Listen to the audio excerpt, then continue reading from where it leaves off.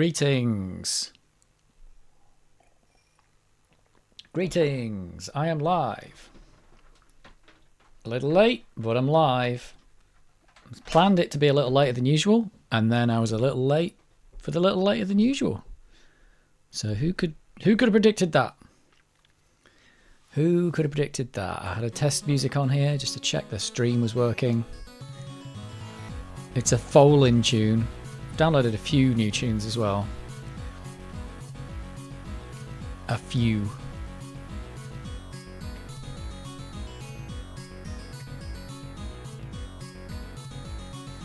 Everybody loves a few tunes. If there's anyone here. That's a good question. That is a good question. Is anyone even here? Let's get rid of the bars. Let's just use that. Boom.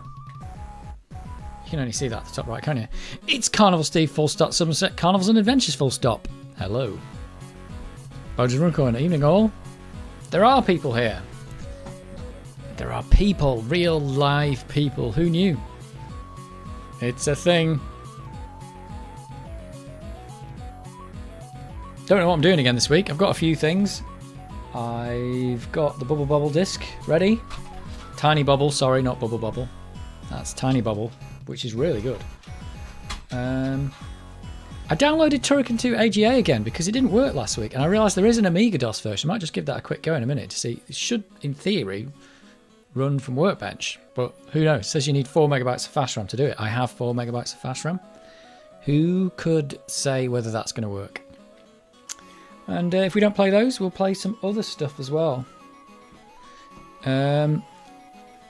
Lockmore Goats here. Carnival Steve, some great content this week.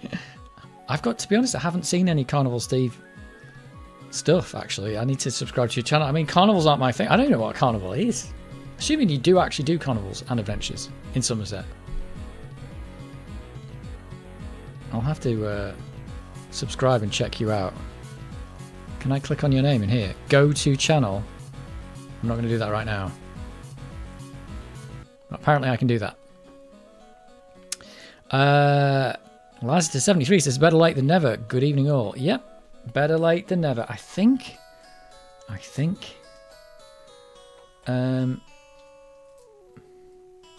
been a thing this week. Travel and starting a new job. Congrats. Or commiserations, depending on whether your job's good or bad. Or, I don't know. It's been non-stop Somerset Carnivals. So have the Somerset Carnivals just started? Wouldn't it be the time to stop carnivals because it's like winter? Or is it time to go, it's winter, it's time for carnivals and adventures? I don't know how carnivals and adventures work. I just don't know. Let me put the mods on that I've downloaded. Where's my illogical stream? Everything's going to be illogical today. Oh, hang on a minute. You have not refreshed that. Illogical. Could have called it the logical stream. But, you know, it's the way we went. It's the way we went with the streaming. It's illogical or it's logical. We're not sure. Did Spock say logical more than he said illogical in Star Trek? That's the question. And does it really matter if he did? I assume he said logical or logic more than illogical. I'm sure some Trekkies out there have done word counts. Good old Trekkies.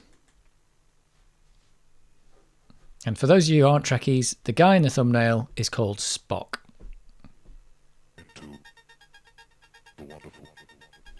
There you go. It's life, Jim, but not as we know it. Did he actually ever say that? Because I remember watching a little bit of the original Star Trek when I was a kid, not much, but I did watch it every now and again. I probably watched like, 10 episodes or something, because it was like 60, wasn't it, or 70 or something. And I remember everyone always quoted the like "beam me up" thing, and then I was watching thinking, when's he going to say "beam me up" or "beam me up, Scotty"? And then he didn't, and I was like, he didn't say it. He didn't say it at all. It's a lie. He never said "beam me up, Scotty." I was upset. I'd been lied to. And I'm not sure about It's Life, Jim, but not as we know. I don't know if... Did he ever say that either? Like, did Bones ever say that one, or was that a lie too? He might have done. Carnival Steve says, it's a celebration that stems from Guy Fawkes. Somerset does things a little different. Started last Saturday, ends in Glastonbury next week with 7 carnivals in between. What the... Who could have predicted that? Even Vulcans can be illogical, especially during Bonfire. That is true. That is their most illogical time.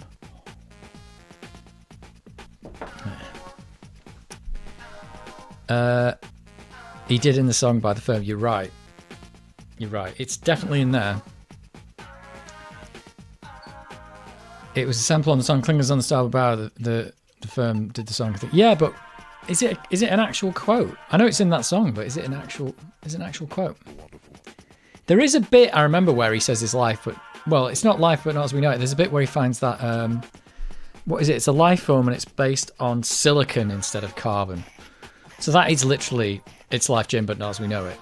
But I don't remember him ever saying. I'd have to go back and watch it. I don't remember him ever saying that. I remember him saying, "I'm a doctor, not a bricklayer," or something like that. But that's about it.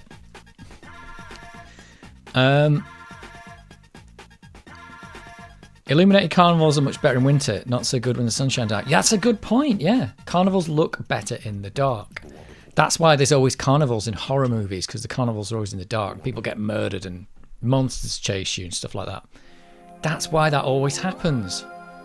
Like, it's a horror movie, let's go to a carnival. Good old space debris.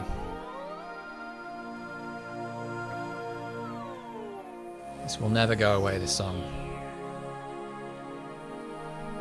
Good old space debris. Wikipedia says it was misattributed to Star Trek series. Okay, yeah, so the live Jim, but not as we know it, yeah. Yeah. There you go. So people, yeah, this is one of these things people say that said things, but didn't. And the Beam Me Up Scotty is not... Definitely that line, as in Beam Me Up Scotty, is not in it. Because I remember waiting for it big time. It was like, come on, it's going to happen. And no, every single time he'd be like, to beam up or stuff like that. He'd never actually say Beam Me Up Scotty. And Scotty did operate the transporters, but not very often. And when he did, it was probably for some special occasion or something.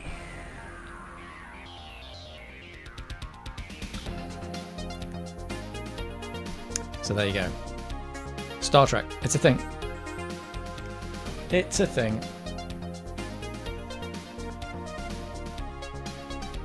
It's quite a good show, Star Trek. I didn't give it enough credit when I was a kid.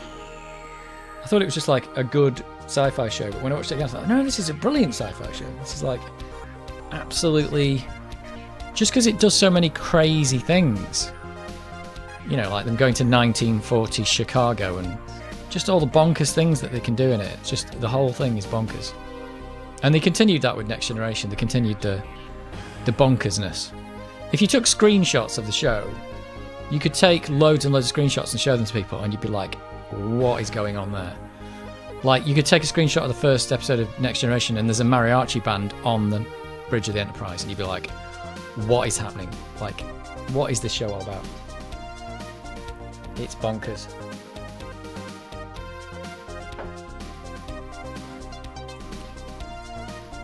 And I'm not sure if they ever made a good video game of it. Might have done, but I'm not sure.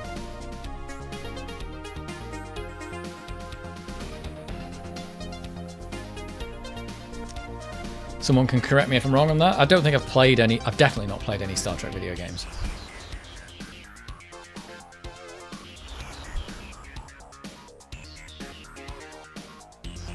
Probably because it doesn't... Yeah, it's not conducive to making a good video game. Whenever people make a video game, they go, oh, we'll take the bit of Star Trek where they fight a big thing and we'll make that the whole game. It's like, well, that's not really what the whole Star Trek is, though, is it? We're talking about Star Trek now. NCC 1701 was the cheapest Swift, if I remember, was it? Nice.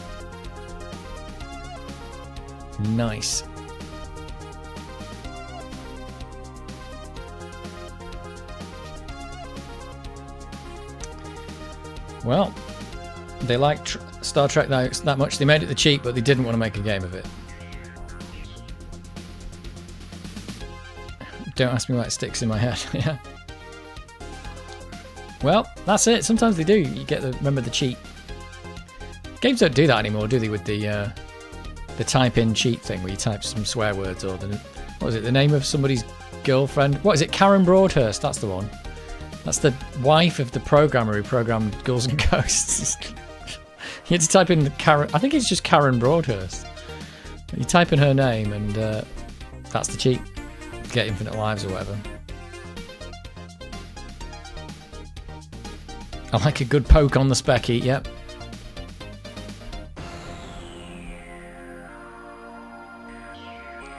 For now. For now. I see.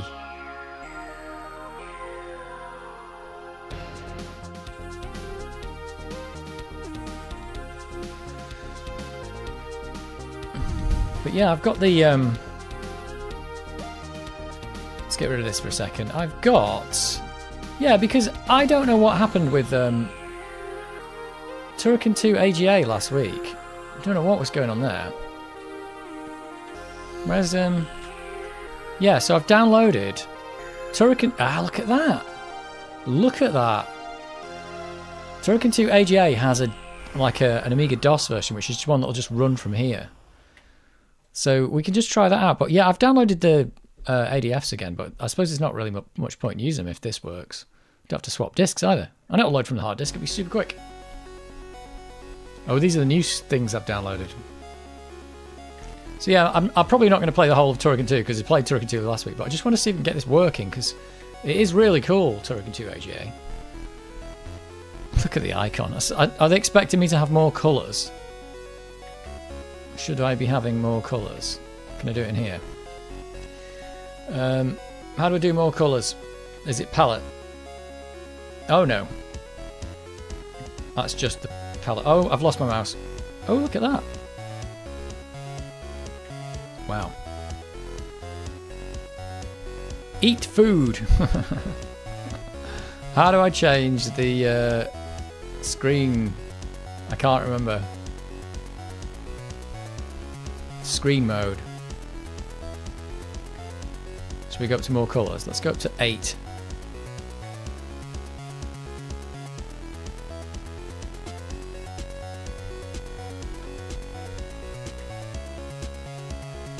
Uh-oh. Please close the following windows. Quadroscope. Okay. I can't though, because this thing's in the way. Can't. This is in the way. Can't do it. Are you going to do it? Please close the following windows. What? Oh, is that... That's... I've got to close Hippo. It's going to make me close Hippo. It's alright. We can get this back. Okay. Oh! 8 colours wasn't enough. Hang on. Hang on a minute. That looks pretty... Is that better? Let's go for more colours. Let's go for 16. That's a little bit better. Let's try 32. I don't want to slow Workbench down to a crawl though. Oh, look at that. How fancy is that? You know, like fancy colour icons. I've always left it in 4 colour mode because that's how it was for me. But look at that. That's lovely. What a lovely icon. And I assume because they know this is an AGA game, maybe it supports even more colours. I can't really tell there. Anyway, let's go back to 4 colour. Not 2 colour. That'd be horrific. Let's go back to 4 colour for the super slow, super fast, but super rubbish. Workbench. Who knew? There you go. Turrican 2. I think that's going to work. Let's get Hippo back. And I know you can go like high res icons or something on the Amiga, but I just don't do it. I just don't do it. Where's the illogical stream? Here it is. Where were we up to? This one.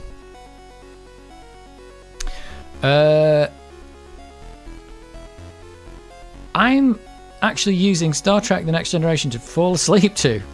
I've watched it so many times that it becomes soothing, and I tuck myself in for the next night. Very nice. Talking of Spectrums, hoping to get the ZX81. Are you still okay to look at it? Yeah, I could have a look at it. Just stand out a chance to get it packaged up. Yeah, there's no rush. There's no rush. The carnivals are on. I think carnivals take priority. I won't have time to look at it immediately anyway, even if you send it to me, so it would just be a thing. Yeah, I'd have to get that composite mod working. So I mean, I won't be able to look at what's on the screen on it until I can get the composite mod working. So I'll have to figure out about Spectrums. Well, not really Spectrums, but the was it called the Spectrum? Was the Spectrum the thing that followed the ZX81? I don't know. See, I don't know much about Spectrums.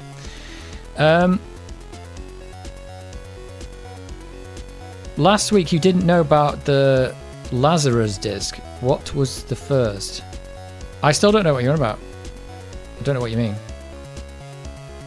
I don't know. Just for the night, not the next. My mobile is acting up. Oh no. What workbench am I on? Is that what you're asking? This is 3.2 with no upgrades. 3.2 with no upgrades. Oh, you mean what workbench was I on back in the day? It was just, I think the most I got to was 2.0, 2.04. I got Amiga 600, so whatever that came with. I never got a 1200 back in the day, so never went to workbench 3. Never went to 3.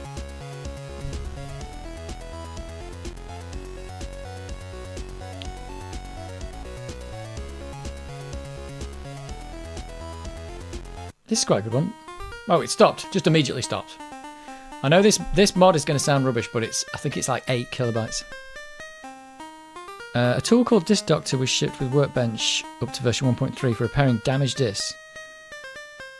It relabeled discs that resurrected as Lazarus. Oh! Do you know what? Maybe that's something that I did used to know and has gone from my memory. I'd have to get the old 1.3. I've got a 1.3 disc and I've got a Amiga 500. I suppose I can boot 1.3 on this, maybe. But yeah, I did used to use 1.3 for a while. And I did used to change the colours. I kind of liked the blue and orange. I know people didn't like it, but I liked it. I didn't complain about it anyway. It looked old by the time I got to Workbench 2. It looked old-fashioned though. It predates. Carnival Steve says it predates the Spectrum. If you watch Red Dwarf, Holly the ship's computer states that he was in love with the ZX81 once. She was cheap and wouldn't load. I love the way they get a ZX81 joke in there. Yeah, I mean, they are the cheap of all computers, aren't they? I mean, if Commodore made cheap computers, what was Sinclair making? They were making the super cheapest computers ever. But they got them into a lot of people's hands, I've got to admit, by... I mean, it was probably as cheap as you could get before they became, like, utterly useless. You know, before they became a calculator, basically.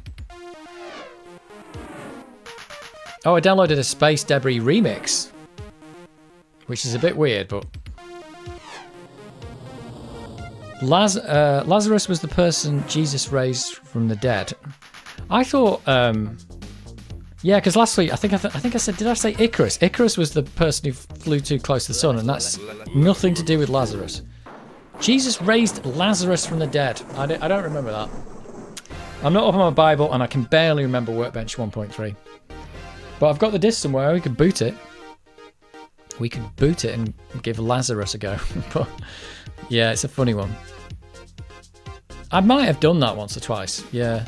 I remember I used to run the 500 with an external floppy on top, and I had 2 floppies because it obviously didn't have a hard drive, did it? So I think I spent a lot of my time. I mean, I did use the 500, but I think I spent a lot of my time on the 600 because that's the one that had the hard disk, and it was just really good. I really enjoyed the 600. I know people hate it, but I thought it was good. That must have been after 91 then, because it was... Yeah, it was... I must have still been using the Amiga in 94, because I remember Commodore going bust, and I remember ESCOM buying them. And I was thinking, you know, naively thinking that ESCOM were going to take over and it was all going to carry on. But I had no clue what was going on really. I wasn't interested in like the politics of companies and how they worked. I was just interested in the product, and I thought, oh well, they must be buying them, so it'll just carry on. But obviously, companies are more complicated than that. You know, there's the people who work there, there's the research, and that hadn't been going on for years. So, if I'd have really looked into it, I would have gone, oh, it's time to dump the Amiga. You used 1.2 on the Amiga 500. That is proper old school. I never used 1.2. Definitely not 1.2. That would have been... Well, I don't know what was different, really. But that must have been for very early Amigas that had the 1.2 kit ROM, eh?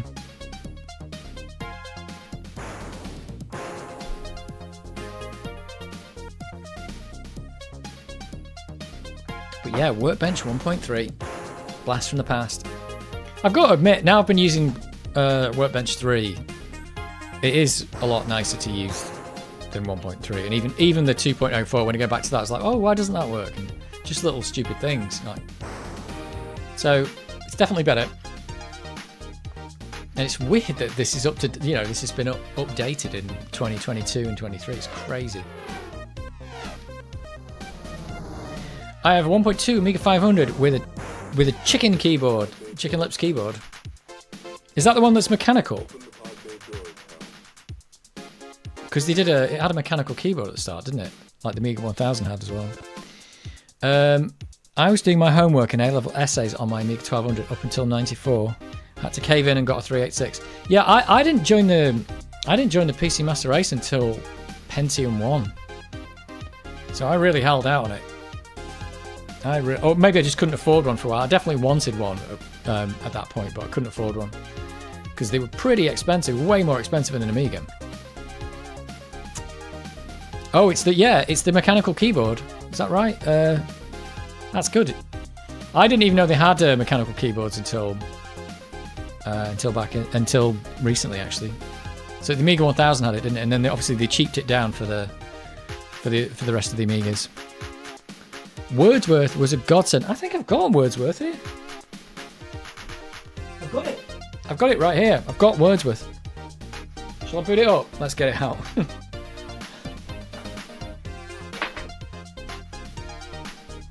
What if I can get to it? Oh my word. How am I going to get to it? It's got so much junk in it.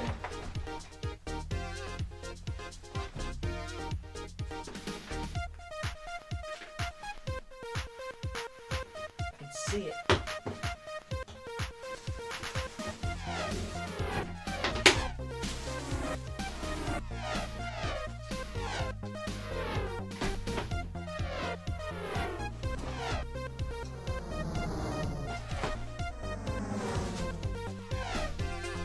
I've got too much stuff, so I've had to pack it all away. Look at this. Well, not that you can see it, hang on. It came with, it might have come with this Amiga when I got it. Look at that. Look at the size of this manual. Whoa! So you did your A-levels on this? This is the card. We've got the Digita range. I think I've shown this on a video once. Wordsworth. Did they have some other stuff? They did stuff for the IBM and the Atari, apparently. And what is this? Oh, a function keycard inlay. This is in really good condition. This is Wordsworth 1.1. Not out of space. Right, we are gonna like, we are gonna word process like it's 1994. If it works. Have I even booted these discs before? Look at this. Oh. Wordsworth 1.1. Got extras, printer fonts, dictionary, and clip art. Yes. It's even in the original envelope. It says Wordsworth 1.1 on the back. Right. I'm going to assume this doesn't have a virus on it. Can you copy this onto the hard disk?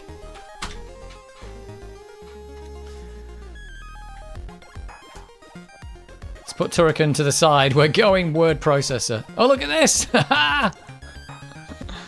Whoa. What, it's just a giant... that's the actual disk icon, isn't it? How do we install this on the hard disk? Let's install it. We need a word processor. I'm going to word process lock it. See if there's any instructions. Setting up WordWorth. What you should already know. Quick start. Hang on. Let's just see what it says about installing. Can I just copy it onto the hard disk?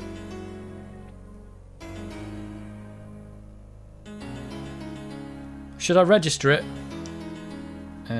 Machine requirements. I need an Amiga with 1 meg of RAM. A second drive is recommended. Oh, Workbench 1.3.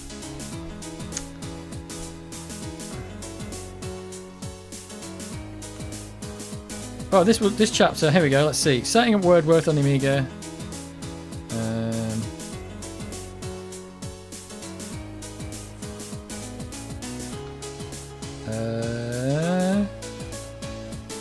Installing WordWorth and fonts.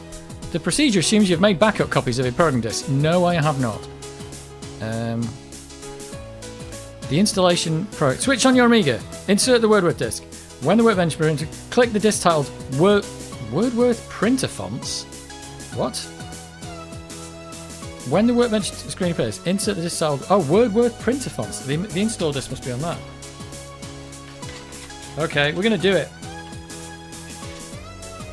We're doing it. So we don't want this disk. We want to put the printer fonts disk in. Are you kidding me?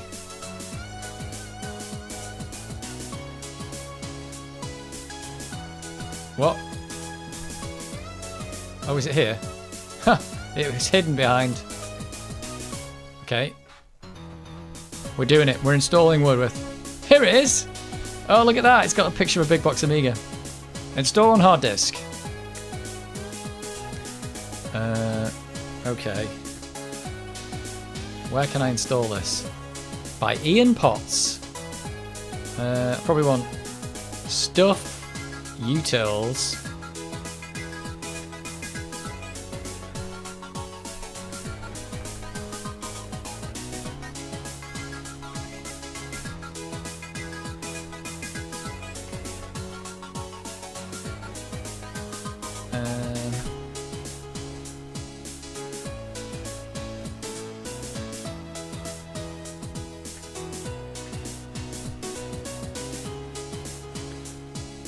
Okay. Why am I doing this? This is so stupid.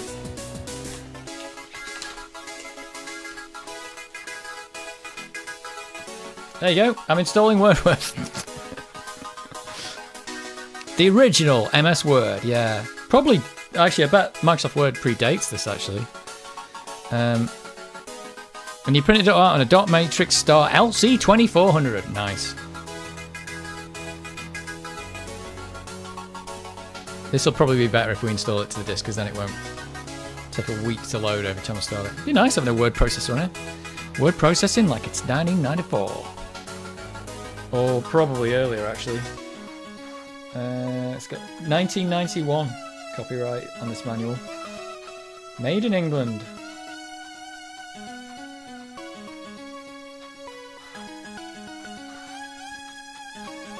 Yeah, you didn't expect this was going to be the word processor stream, did you? Be interested to see how good this is. Extras. I want the extras, definitely. Extras coming up.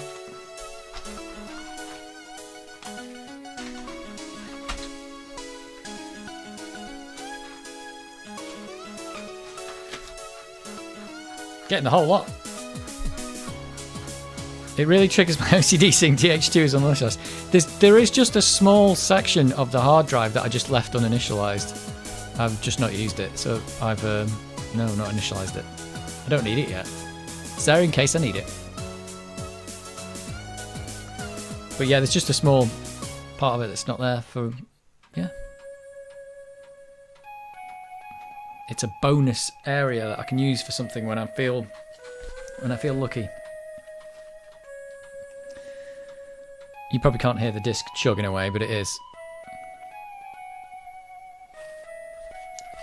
Anyway, try this on your Atari ST. Playing Hippo Player while installing stuff. Dictionary, we're going to need that. Going to need an out-of-date dictionary, definitely.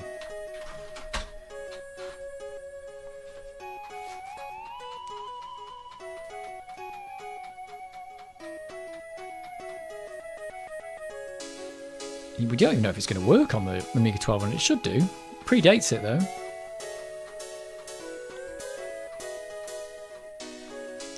My first GUI version of MS Word was 1990. Yeah, so this is 91. So Word's really old, though, isn't it? I think. Like, super, super old.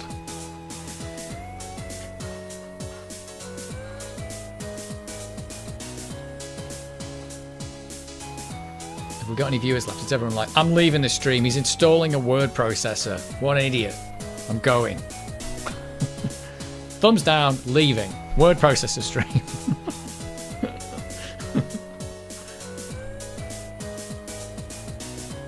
Hard disk installation complete. Shall we install the printer and fonts? Let's do that. Do we need to do that? Because it's going to be rubbish without fonts, isn't it? Oh, come on. Let's do that. Oh, no. I don't have a printer, though. Okay. Let's forget about that. Forget it. Forget it. Right. We can put Wordworth away now. Apart from the manual, we might need that. This is going well. Came in this Safeway plastic bag. Assuming that wasn't original, but I kept it in that anyway. Right. Right. Thumbs down quitting. It's a word processor. Right. What do we do now? Right. Here we go. I now have installed WordPress. Look at this. How cool is it? Oh God, what's going on here with the Hippo Player? Here we go. Boom, right off the hard disk. Look at that. Jason Locker. What? Is that the name of the person who registered this? Why would they have written it to the disk? Oh, I have used this like once. Right, I went for the mouse wheel then. That's not happening, is it? Right. Oh my word. Oh, this is really cool. Can I actually... Oh yeah, it's all working. Right, I've got help. Well, look at that. That's pretty cool. Right, so we can write a line and stuff, can we? Yep.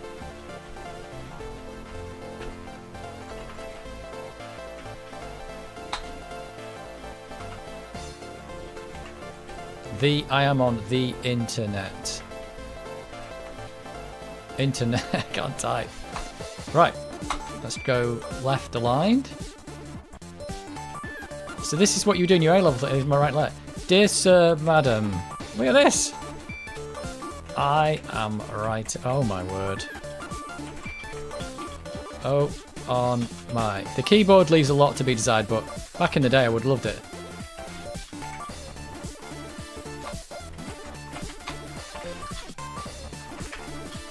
Look at that. That is brilliant.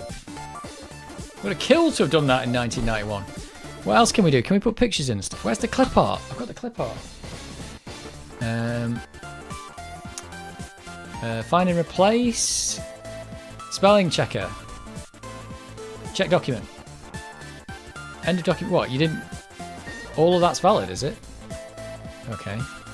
Let's type a nonsense word in. Uh-huh.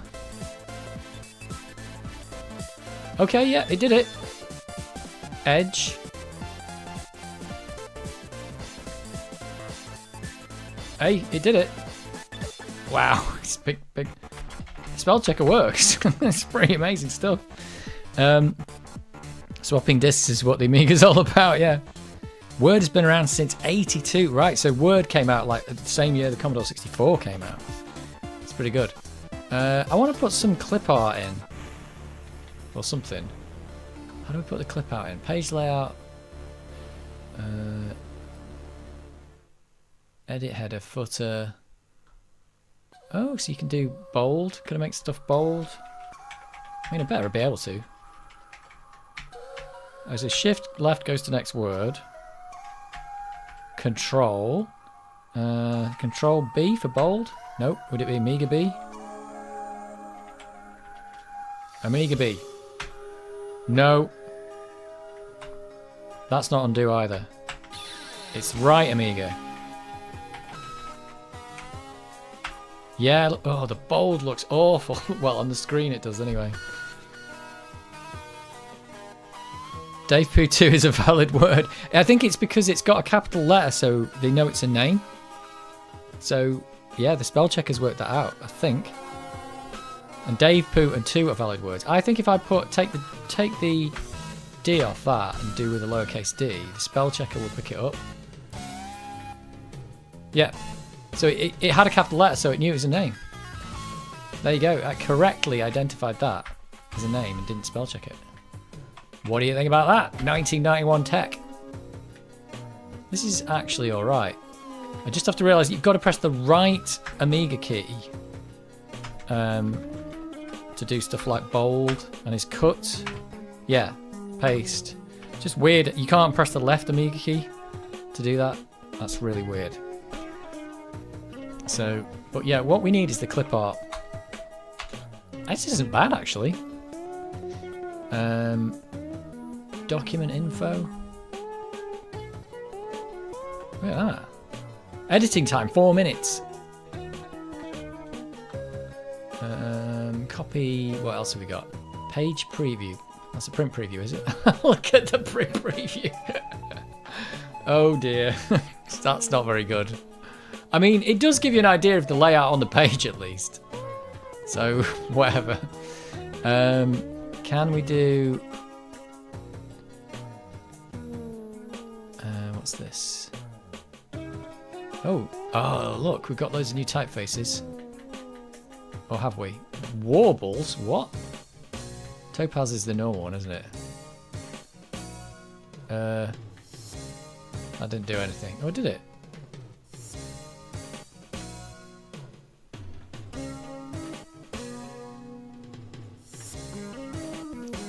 Oh, there's no. These fonts aren't there, are they? So it's not working. I probably did need to install the font list. Right, where's the clip art? Come on, clip art, we need you. Insert. No, I can put the current time in. Oh, it's then my computer thinks it's 2021, but that's because I don't have a clock battery in because they're poison to retro computers. Screensaver. How do we put clip art in? It's not insert. Page break, current time. Updating time? Oh, that's like what Word does. That time at the top was probably about right as well. Rushing my homework in at the last minute. Oh, 3:40 AM, yeah. Speech?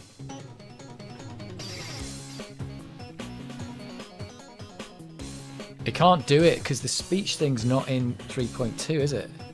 Or maybe it's because Hippo's playing, I don't know.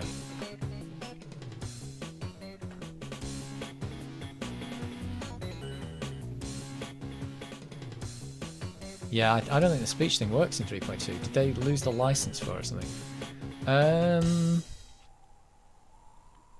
Place picture, there it is. Right, okay. Let's get the disc. We need some clip art. We need clip art. Everybody thumbs down and leave. He's doing word processing. Thumbs down, leaving. Hate the stream. Who wants to do word processing? Not me. Utilities place picture. You picked it. You got it. Where's the... Where is the DF0? There it is, DF0. Oh, we're going to do it. It didn't install these, did it? It didn't install the clip art. Oh, what do you want? Computer discs, birds, credit card symbols, fax and phones. What's in miscellaneous? Let's go for that. I should have copied this to the... Oh, an alien? That's okay. Transparent, whatever. That's so cool. That is totally working. Oh wow. How cool is that? Right, let's put another one in just for good measure. That look like an alien, really? I should copy this. Box. Dynamite. Speaker.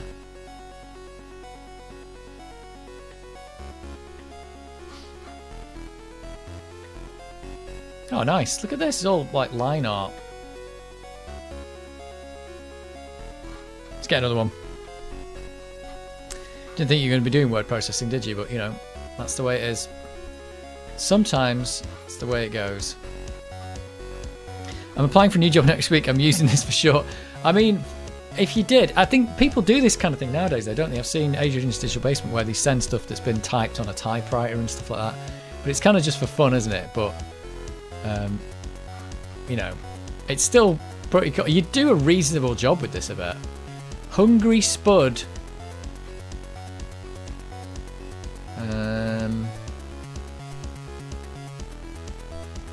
What?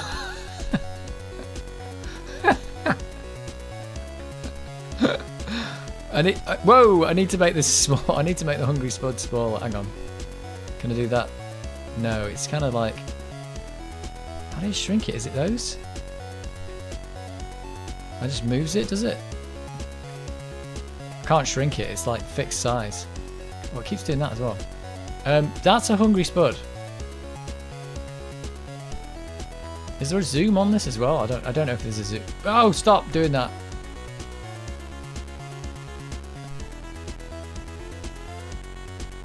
I mean, somebody had fun making that, let's face it. Let's do the page preview. It looks a bit squished. It doesn't look like that on the... That preview's not right, is it? Preview doesn't seem like it's correct. If you're going to apply for the job, make sure you use the Hungry Spud. Make sure you use it. There you go. So it's basic, but it's there. I mean, it's got a spell checker. It's got a thesaurus. Does it do bullet points? Numbering style. Oh, page numbering. Don't think it does bullet points, does it? But, you know, there it is. What do these do? I don't know. So, yeah, really basic, but probably actually, for anyone who's never seen a word processor, this is probably much easier to use than Word because there's not a lot to it. It's not really a lot. But, yeah, if you want to, you know, get your CV done, do it on here. How cool is that? And you can, like, listen to your tunes in the background while it's going on. That is now installed. Go to print. Oh god. Oh my word.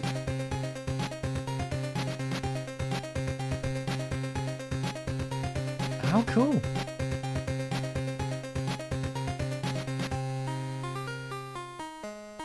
Wordworth playtime.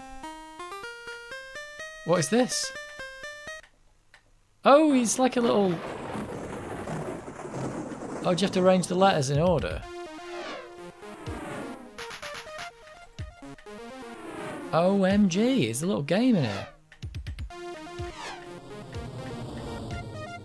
That is absolutely bonkers.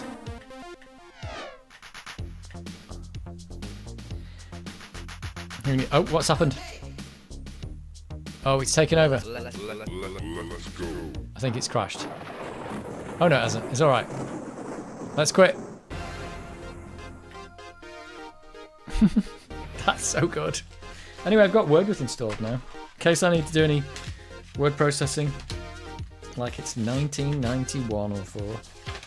How weird. It's probably got a pretty good manual. I think when you're paying for these, a lot of the time you're paying for the manual, aren't you? Paying for a big fat manual.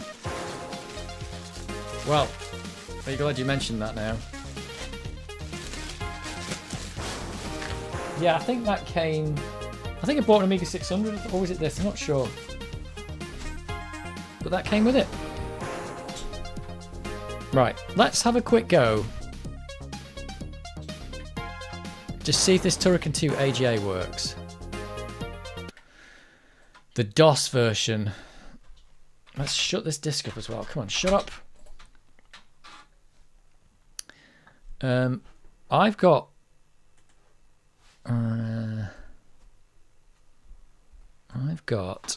Wait a minute.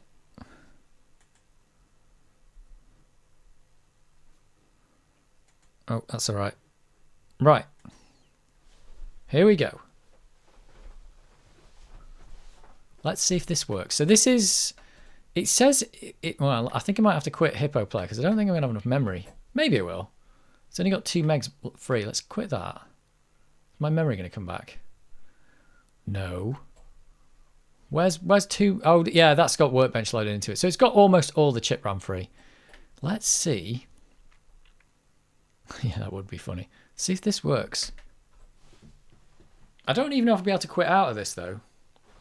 But yeah, because we had the... Like, last week I wanted to play Turrican 2 AGA. I had the ADFs, and they didn't work. But then I noticed that when you download it, there is a Amiga DOS version, which is what I've just run here. There's a WHD load version as well. Is this just going to black screen on me? No, it totally works. It totally works. So I wonder if this version can quit out to... Oh, it can. Wait. I pressed F10. Oh, has it just completely shut down Workbench? Uh-oh. Uh-oh.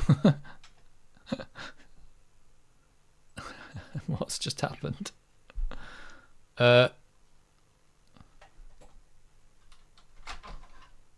Right, so I pressed F10 and it lost sync. There's no sync with the video. And I just got a black screen. So it does work. I'm resetting now. Is it going to come back? Yeah, so it does work, but you can't quit it. So maybe that's one of the reasons why people probably use WHD load, isn't it?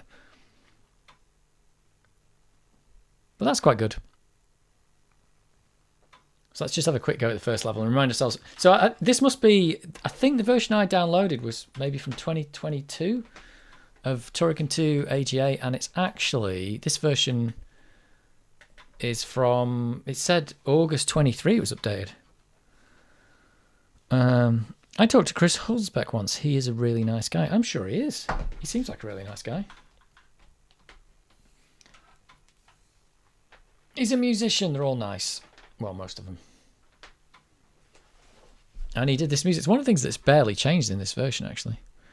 I'm sure as well I made an ID card in Wordwith, printed it out on my Star and laminated it with a photo. Got me in the pubs. Because people back then couldn't understand that you could possibly have a printer and print things. Yeah, right, you were 18. I'm not sure about you lot, but back in the day, I think they were pretty lax about going into pubs. I was in pubs way before I was 18. But they didn't really ask you. And there was a pub near us, and it's shut down now, but they just let anybody in.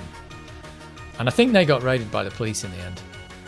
But I think we went in, and the whole place was just full of 16-year-olds, and it was pretty obvious. It looked like a school night in there. Cool. So this game does work. It totally does work.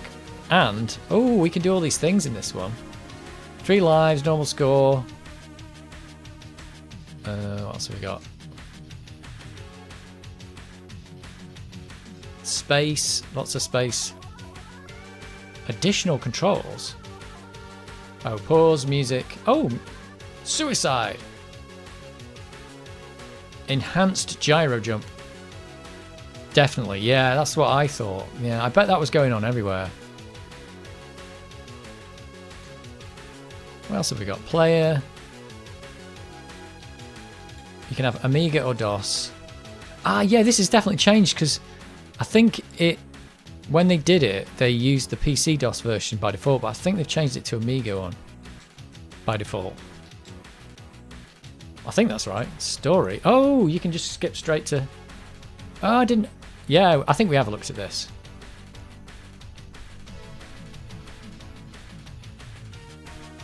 Yeah, the music's just not changed.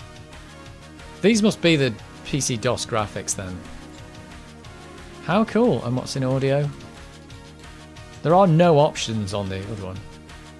Oh, music volumes. Why wouldn't you want that on louder? Well, you have to do a lot of... I don't know. Maybe that's right. Reset volume. Oh, that's normal, 53%. Oh, and the music menu is still there.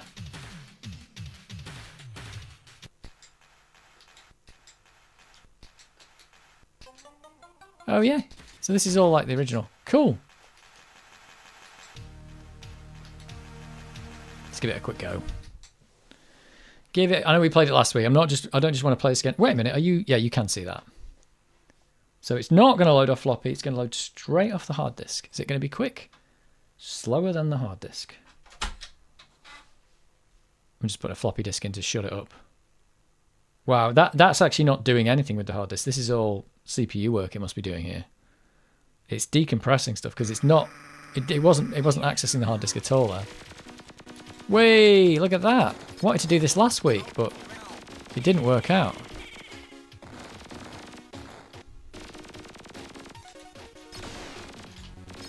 This did not work for me.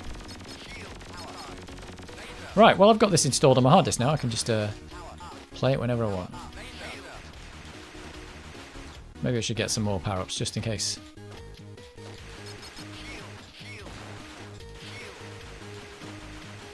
Nice. It is nice. Nice and smooth.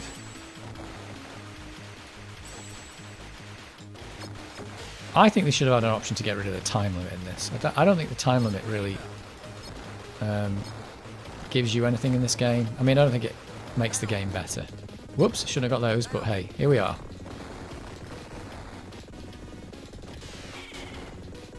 Well, this looks brilliant.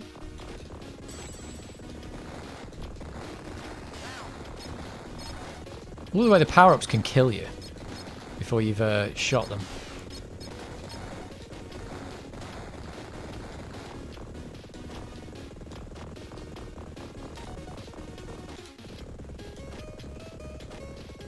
Uh-oh. Uh-oh. Fell off. That's a weird bit there where you're standing on what is... don't even know what that is. You can look down in this one. That's good. That is a quality of life improvement.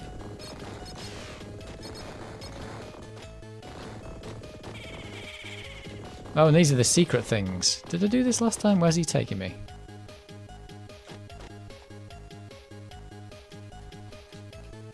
Uh-oh.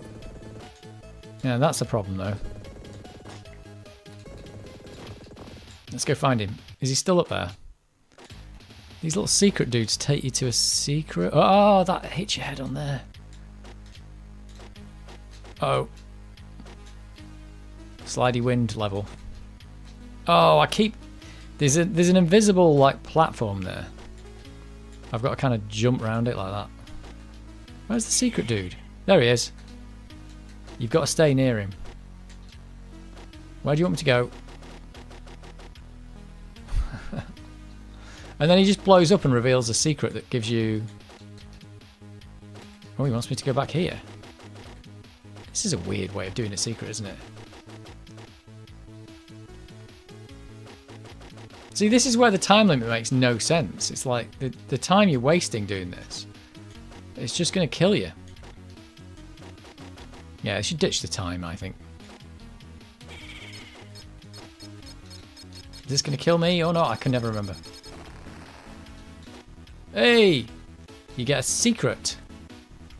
That is pointlessly rubbish. Let's just do the first level and then we'll play something else.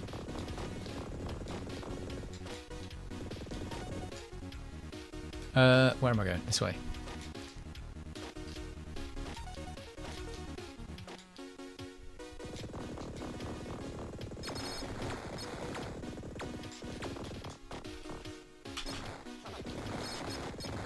says enhanced gyro control. I don't really know what that means.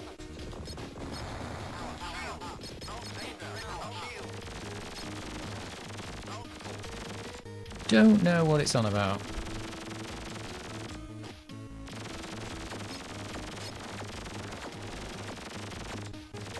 I love the way you've got millions of bullets though. It's brilliant. In fact, you had all these on the Commodore 64 as well. They were a bit wonky and they took over the background, but hey, it was the Commodore 64. What did you want?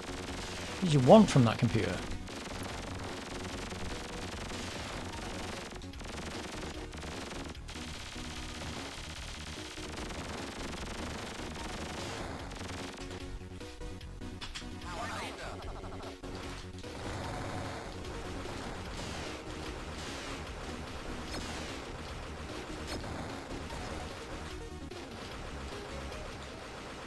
They made this game a bit easier as well because you see the shooting. Normally there was like limited number of bullets you could have, but with this one you can shoot like crazy.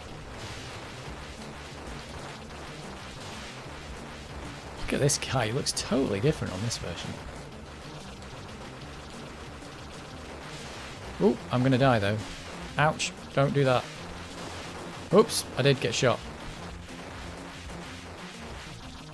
You stand on his gun and do that. There you go. Maybe that's the way you're supposed to do it.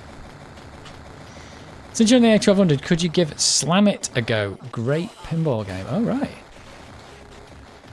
I'd do a stream. Not that probably is a good game. Slam It. I've never heard of that. I'm quite into playing Pinball FX 3.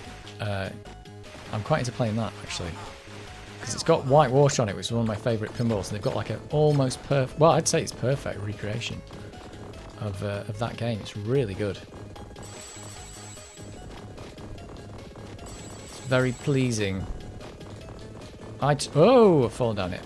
I think I'd do a stream where I did that, but I don't think pinball's very good to watch on a stream.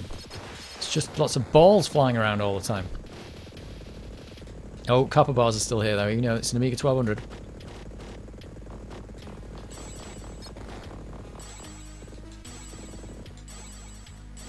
I didn't want to be down here.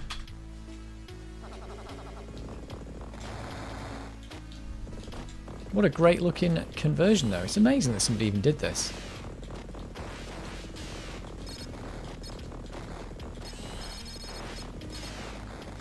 Let's go get these extra lives.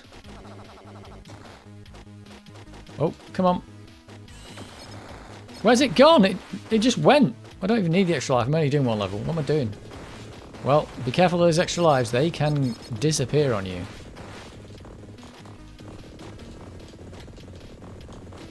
But yeah, this game is a complete recode, apparently. It's not the original game at all. Probably from the PC version or something. I don't know. You can jump on his gun? Yes! That's what I did. That's what I should have done. Anyway, yeah, there it is. It's not... The hard disk light's not going. And it's still taking quite a while to load, so most of the work must be like decompressing and, you know, shoveling data around. I'm not going to play this whole game. But whoops. But doesn't it look good? Look at all those colours. In fact, that is quite a lot of colours. Right, this is the thing now. So I'm going to press F10 and we're going to watch it crash because I don't think there's any other way to get out of the game. That's the suicide button. Continue. No. Yeah, maybe. I mean, because F10 quits in WHD load, doesn't it? Oh. Is it going to... It's still got sync. I think when I press F10, the sync goes and it just bombs out and doesn't work. Which is a shame. These games should be able to return successfully back to, I was going to say Windows, but Workbench.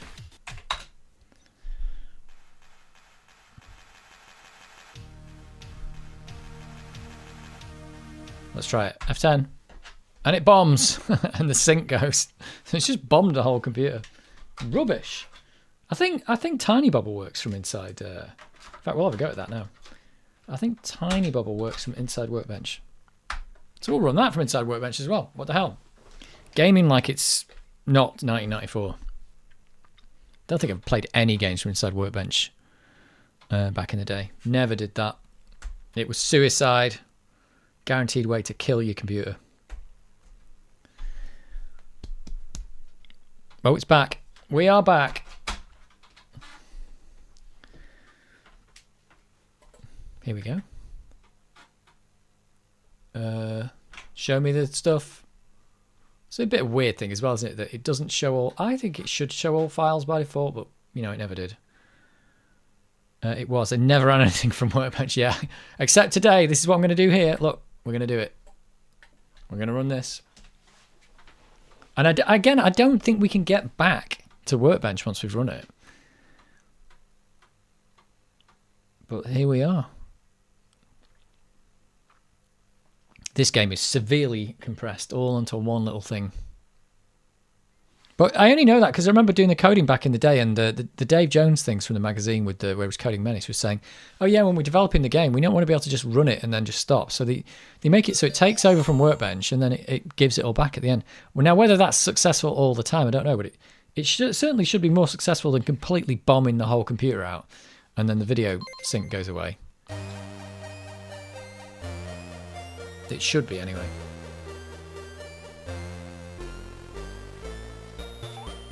Right, I was reading about this game. It's a bit weird. They were talking about the power-ups you get and stuff.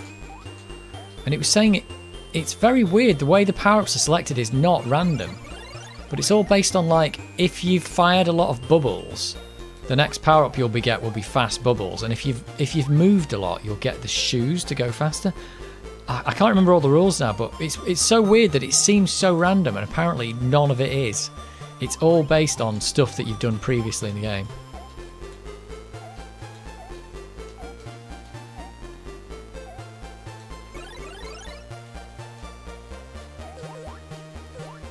And I can't remember where the stuff appears.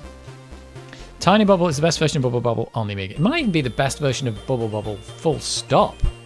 Maybe, apart from the arcade. I don't know. I don't know. It's pretty good. Cakes! There's cakes everywhere. See, there's probably all rules for why cakes appear and stuff. I have no idea.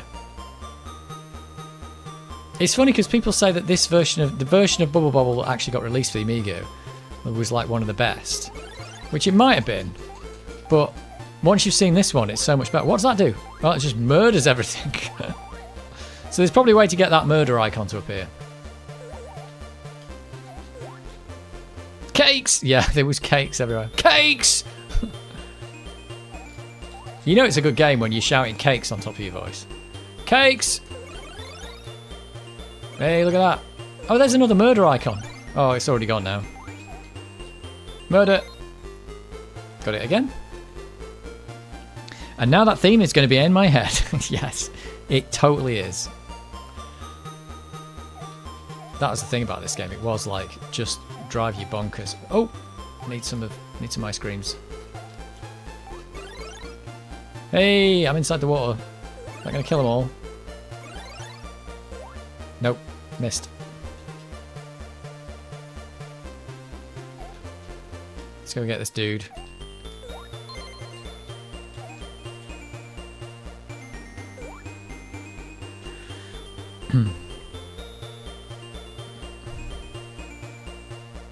I've got an idea for a video about this game. Which I'm gonna do. It's just a quick video. It's not gonna be anything fancy, but oh, sweets! See, what did I get? I got the fast bubbles. So that's something to do with me shooting a lot of bubbles. Oh, I missed the aubergine. What did the aubergine do? Got a melon. Yeah, I've got an idea to do a quick little video about this game. Maybe. Just something I noticed.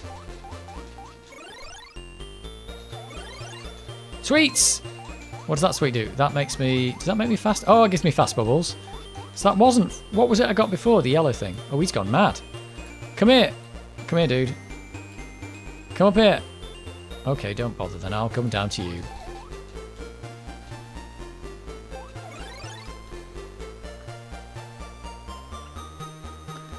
I have the theme for the ringtone on my mobile. Nice work. Oh, that was fast I got.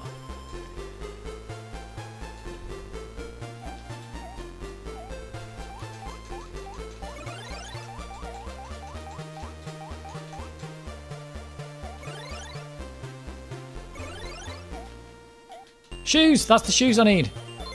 Got them. Right. Yeah.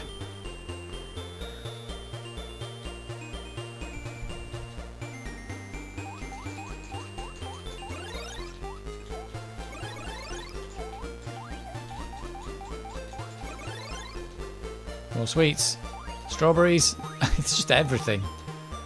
It's weird, this game, collecting fruit. Who thought that was a good idea? That's a theme in a lot of games, isn't it? Collecting fruit. I'm not sure. Whoa, that was so stupid. I thought I could just drop down there and kill them all, and I did nothing. Right, now we are in trouble.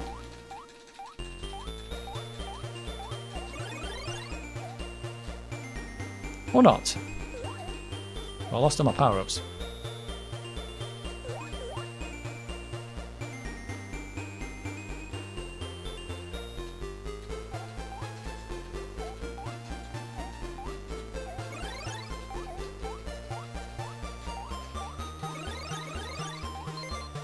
Oh, what did I just pick up?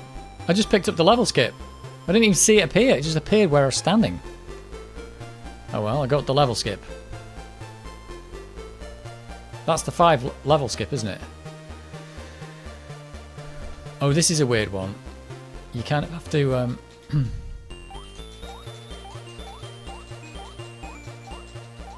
Oh, hang on a minute.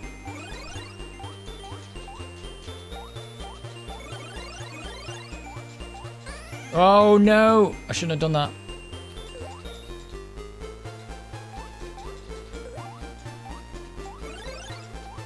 He's gone mad at me.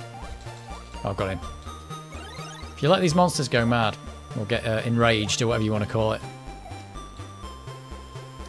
Just googled how many games in the Bubble Bobble franchise. I knew there were a few, but they're surprised to find out 45. I'm not that surprised. It's like they went mad on it, didn't they? They went like, Bubble Bobble was popular. Let's make millions of those games.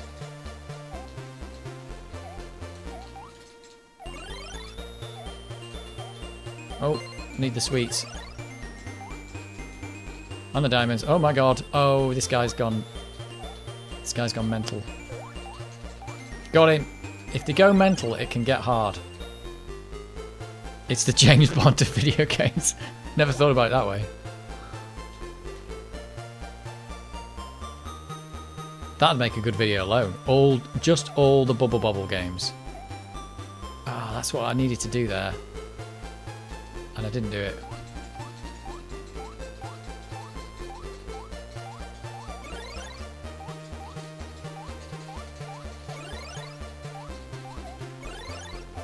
Right, how am I going to do this without getting murdered?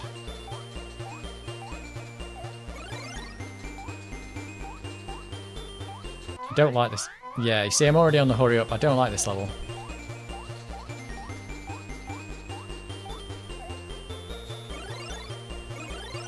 Have I done it? I've done it. It's a bad level, that one. Not a bad design level, just a bad level to get through. New monsters.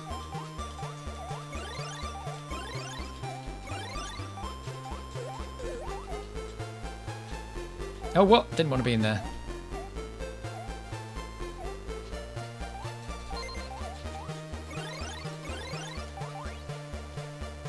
Whoa! Strawberries or tomatoes? I think they're tomatoes, actually. Yeah, this game just never did a different piece of music, did it? Just always did the same one. I think I just got a power up. Oh, hello. Oh no, oh no, oh no. Somehow survived. What the devil just happened there?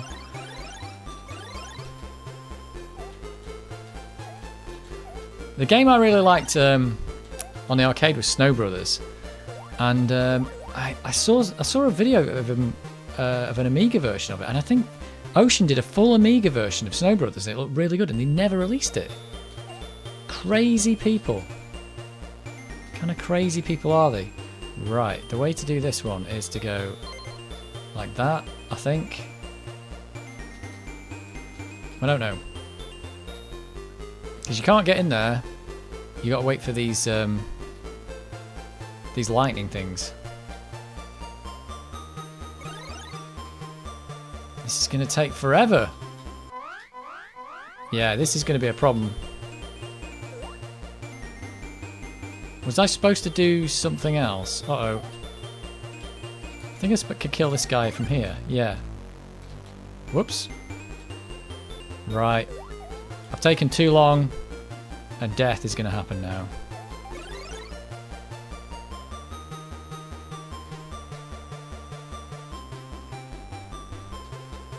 Right. Oh my god. Got it! Got the upside down McDonald's as well. 9,000 for that diamond.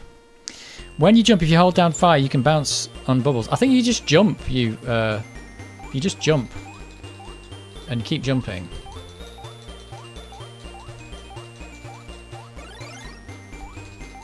You stay on thing. What's that? Oh no! I saw that clock thing and I was like, what's that? And then that just stops time, and I died getting it. Which was not a thing I should have been doing.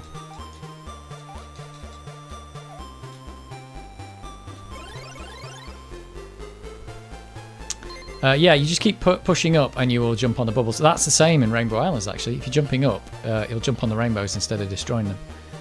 So that mechanic did not change. It says bubble.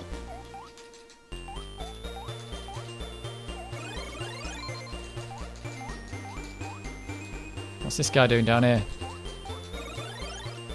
Well, I got through that one somehow.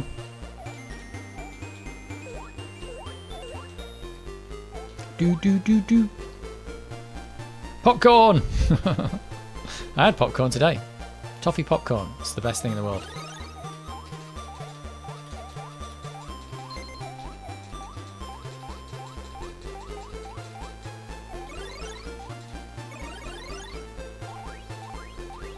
Popcorn, but it actually gave me a load of donuts.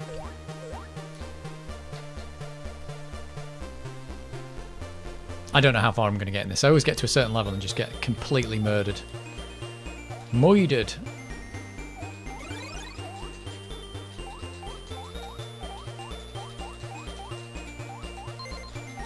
Oh no, fire! I got fired. Oh, what did I... Oh, did I get killed in the fire, or did it just stun you? Oh yeah, look, there's little bubbles with fire in them. That's not good. There was one there. There's a lot of mechanics in this game. It's quite good. More product placement. Yeah, well, it's like they wanted the McDonald's thing, but they just made it a W instead.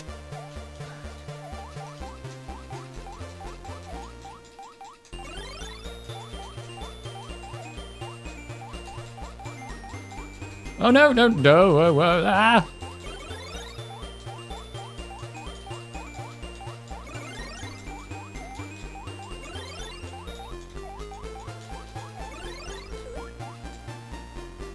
It's weird because some of the levels are like insanely hard and others are just like not too hard at all.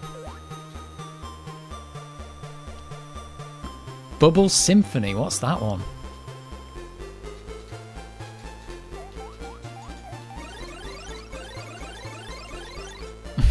$16,000! Let's get this dude up here. I think I've already got that one, haven't I?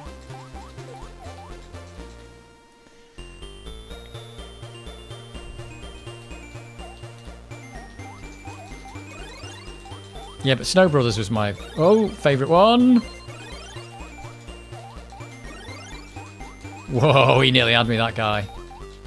Oh, yeah, so the fire doesn't kill you, it just stuns you.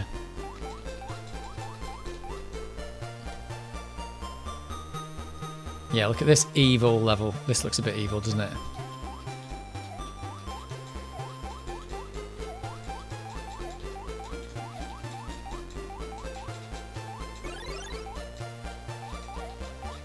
Whoa, I nearly... Don't know how I did that. I did not die then. Right, I'm going to kill these dudes. Oh, once you get in there, you kind of get stuck. And that really does you in.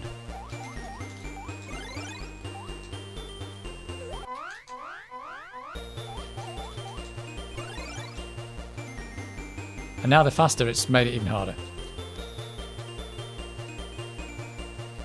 Oh no! Ah, damn it!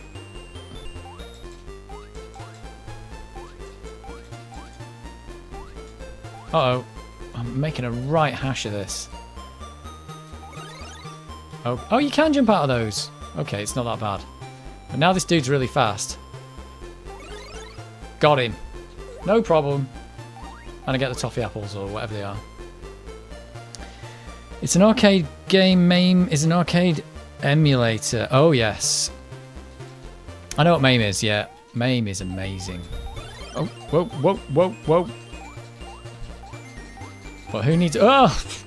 Am I going to die now? Who needs MAME when you've got... When you've got a real Amiga? Or like, it's not quite as good as an arcade machine, really. In fact, let's face it, it's just not as good as an arcade machine. But it's pretty good. An Amiga is pretty good. I mean, I remember like back in the day when they had the arcades. God, can we get this guy or what? It's like you'd still have the Commodore 64 at home, which is good, but then you'd go to the arcades and play pretty decent games. But I think at that time I didn't have an Amiga, so the arcades were still really amazing. But the Amiga, like, sometimes it was like the games were as good as, but most of the time they're just not quite as good as those arcade machines. But the arcade machines had better hardware in there because they just built them around the hardware. I mean, they obviously couldn't put whatever they wanted in because it'd make the arcade machine cost more. So they just couldn't do anything. But I'm sure I just went right through that monster then. Did you see that? And that one I didn't. I actually went right through one. Oh, I'm dead! I am totally dead. Wow, there's like 100 levels in this game. It's insane. I don't think I've ever got past about 35 or something, or 40, I don't know, on my own. It's absolutely mental bonkers.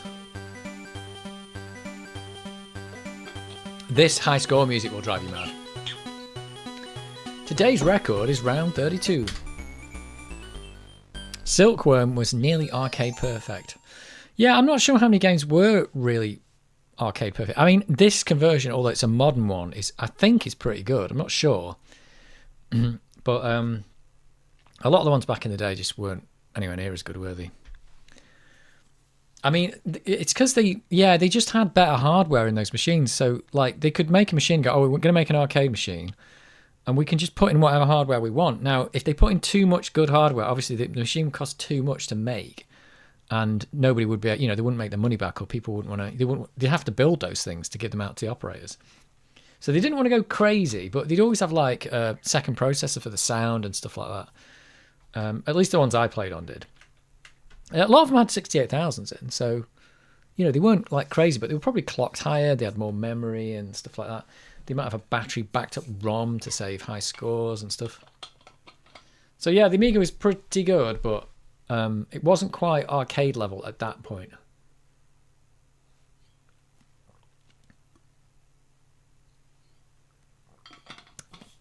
But the conversion of Snow Brothers looked pretty good, actually.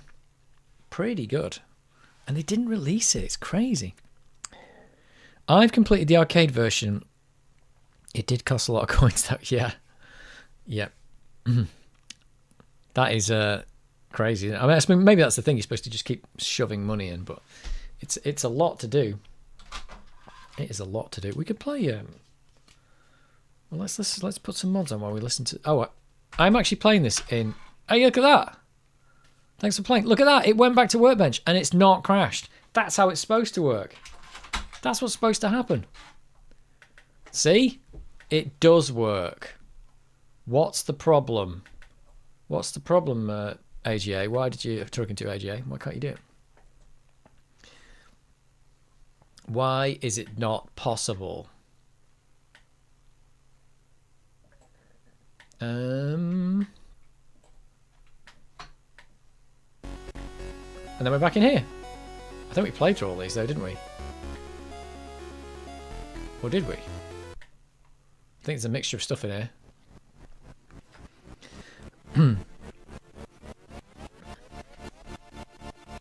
What the hell have I put on here?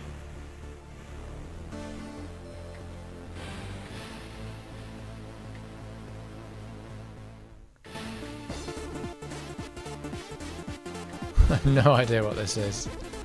No idea.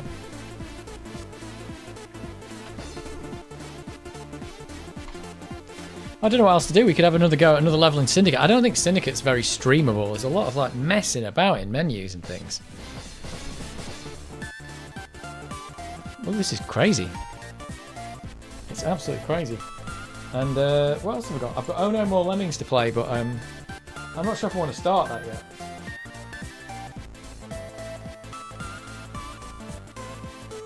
Although we did have a go at it the other day. We'll dig out some more stuff to play. In fact, we could have got Rainbow Islands. We could do the follow-up. And I've got Parasol Stars. I've got the follow-up to that follow-up. It's crazy.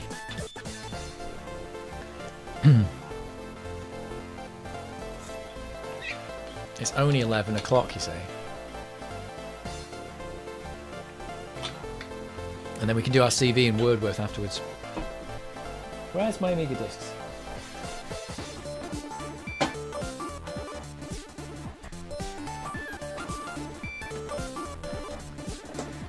Shoved an absolute buttload of coins into Bubble Bobble, that's good. I think Rainbow Islands works on the works on the 1200, doesn't it? I think it does. Oh, this tune's crazy.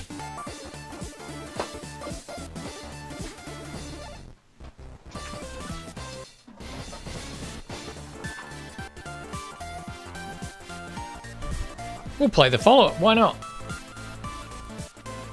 We'll play the follow-up.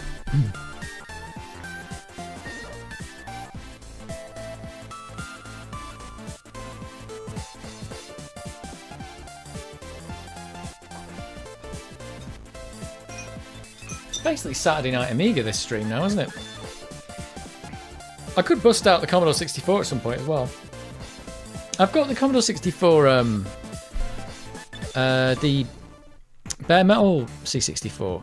Probably should bust out that because it's just like playing on a real C64 for games anyway, except it doesn't have terrible video output. The only problem is the streaming setup I've got right now, if I do plug it in, I can't get the sound out of it as well, so I can't listen to the sound and do the thing. It takes HDMI to my monitor, but my monitor doesn't have speakers, so, and I'd need, yeah, it's just be a bit weird.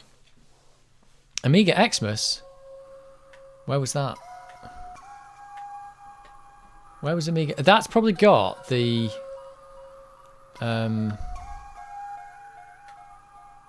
that's probably got the stuff that we did last Christmas, where I played Xmas Lemmings in and stuff. It's not for this Christmas. Where is it? Look at that Wordworth in there.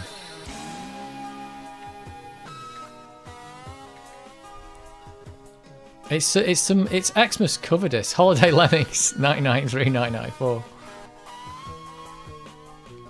Yeah, I did those last Christmas, didn't I? And Cannon Fodder. That's the Cannon Soccer disc. Wasn't the follow-up Rainbow Islands? Yeah, it is. I've got Rainbow Islands here. Yeah, but then Parasol Stars, which I've also got, is the follow-up to this. That's what I was saying. 1990. Oh, I've got Pang as well. I remember playing... Actually, I think this is pretty close to arcade. Perfect. It's not perfect, though, because it's got some horrible collision detection in it, which wasn't in the arcade. But this looks pretty much like the arcade. Now, that might happen when things like the arcade were actually very similar to Amiga hardware. Because they would have tried to make the hardware as cheap as they could when they make an arcade machine, wouldn't they? Because you don't want to put like loads of fancy hardware in there, build the machine just to have it play this rubbish little game.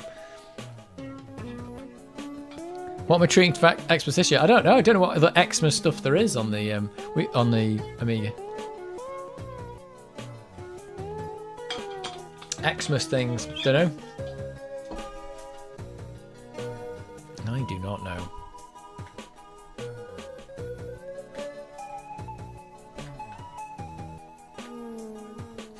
What a weird tune.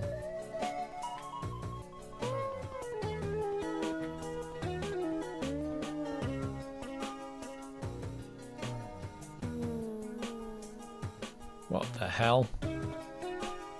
It's 666,000 bytes exactly. It's the number of the beast.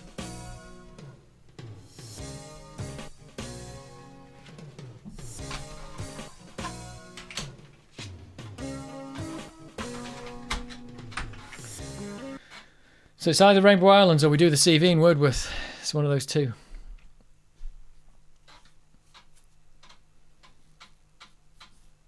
But at least I never had a printer for the Amiga, I think. I might have done. Oh, maybe I did. I can't remember now. Did I have a printer? Maybe I did. But it was a PC printer. Oh, is this not going to work? Is this one you have to turn the cache off? Oh, this totally doesn't work, does it? It's waiting for a disk it's not going to read. It does work on the 1200, I think. Hey, what's it doing? Whoa, screen's gone blue. That's not right. Hang on. Hang on a minute. No signal. What's it doing? Oh. Right. Oh, there it is. Okay. It's working. It's working. I think. I can't remember. Does it work on the 1200?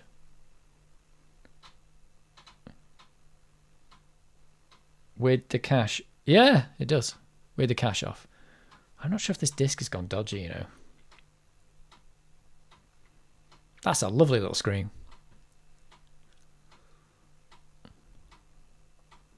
I mean, it looks low res and low color now, but if you'd spent years playing on the Commodore 64 and then you get that, you're like, whoa, guys, whoa.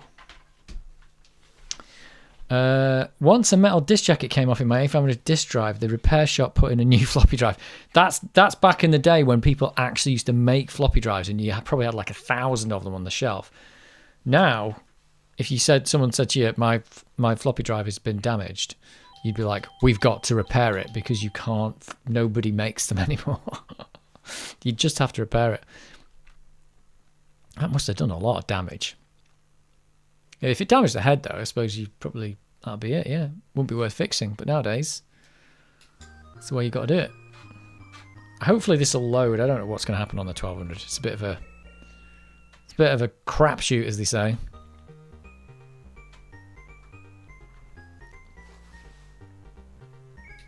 Hey, there we go. Fruit collection. That's what I should have cut all the stream. Whoa, I nearly died. No, I nearly died again.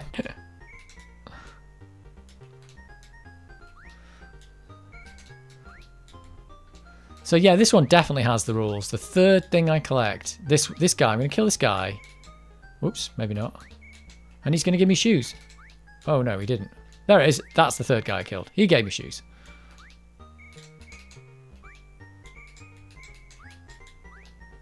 That is a very simple level. Oh look, those letters spin round. How cool is that? This was really good on the Commodore 64 as well. Really good.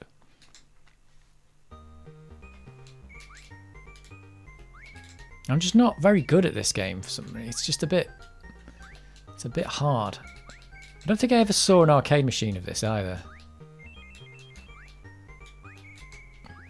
I don't know how good the arcade version is of this. Probably pretty good.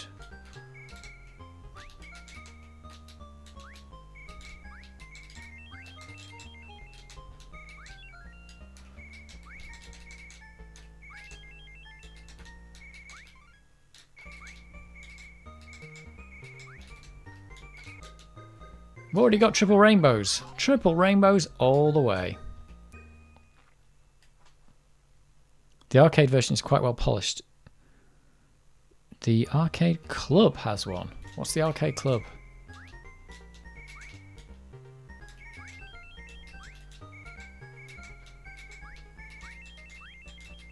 Whoa, nearly died then.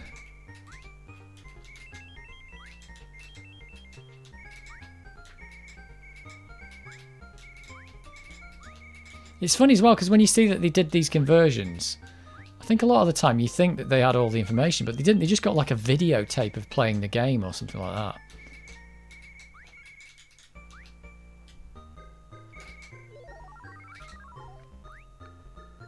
In Bury.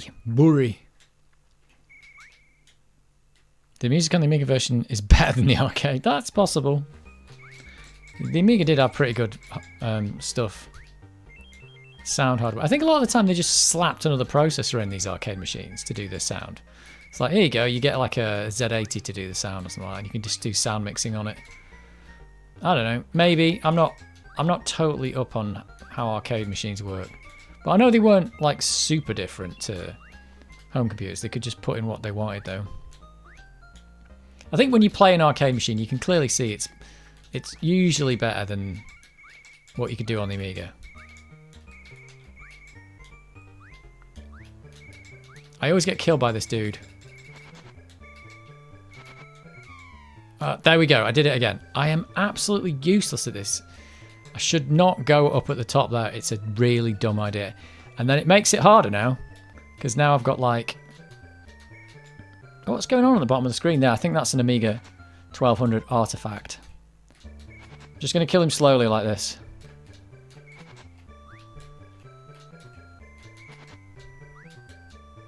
Normally you can like kill him in one go, but I'm just absolutely rubbish at it. He just does go straight for you. Don't know if this is the correct way to kill the spider dude, but it works.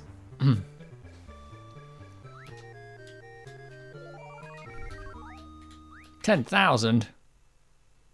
10,000 what?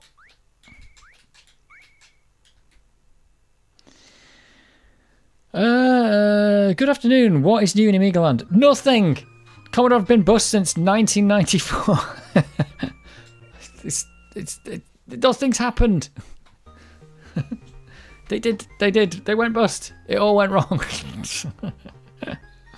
Well, maybe that's not what you meant, but you get the idea.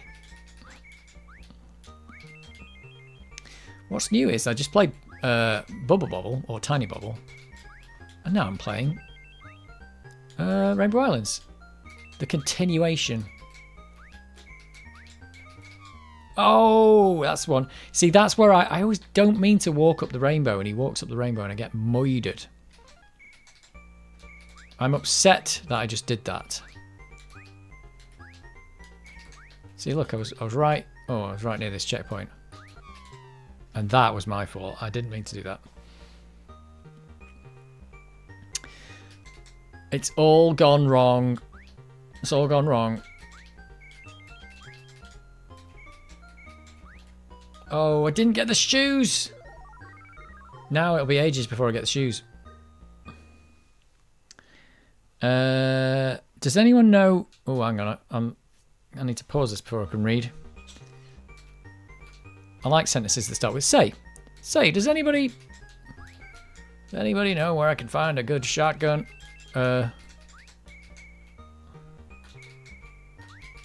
Just die. Oh, bombs. This bombs. Toyland is bad. It's a bad place to be.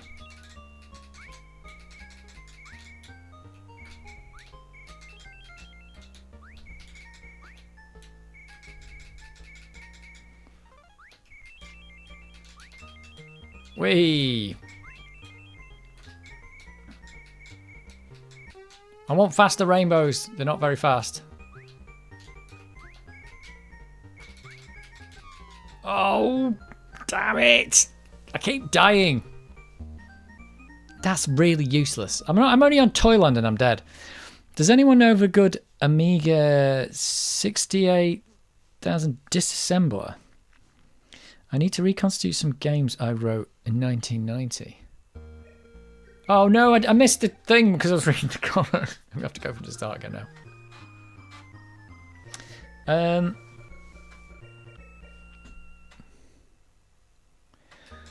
don't know, because I've got that dev pack thing that disassembles, but you can disassemble in WinUAE, can't you?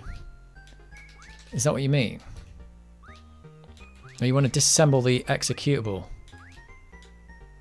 You can break on any program in WinUAE. I don't know about like disassembling the whole thing. Not sure actually. I know you can definitely break into the program on WinUAE, like start looking at the code and stuff. I can't believe I'm really messed this up. Back on World 1 with less credits. It's just so dumb.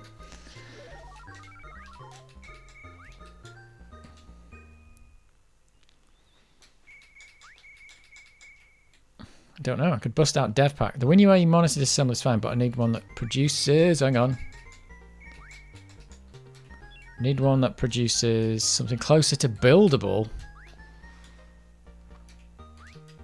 Well, shouldn't it always be buildable? Because if you just disassemble something, it's just the code. So it's just whether it's readable.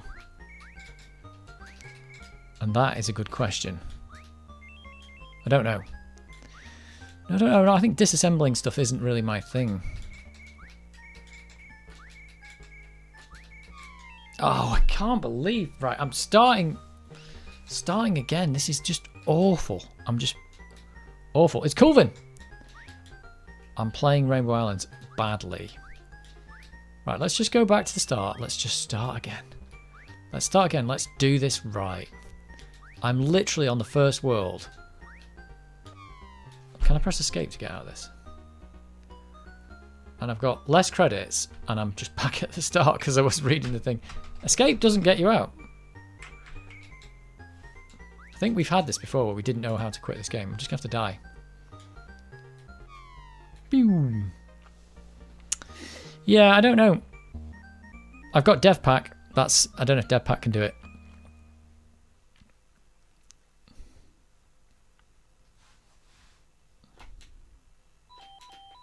Right, let's go back to the start. Not sure.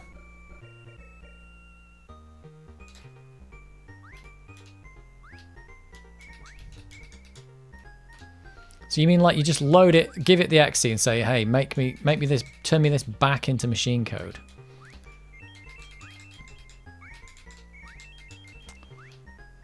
Don't know.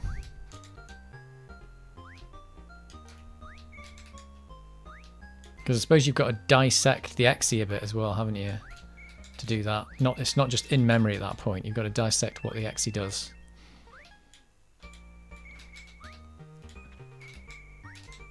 Well, it's not an exe on Amiga, is it? It's a... what do they call it? I don't know.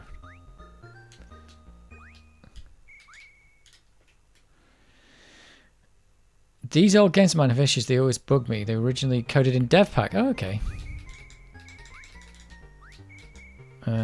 So we'll keep at it. Have you still got DevPack?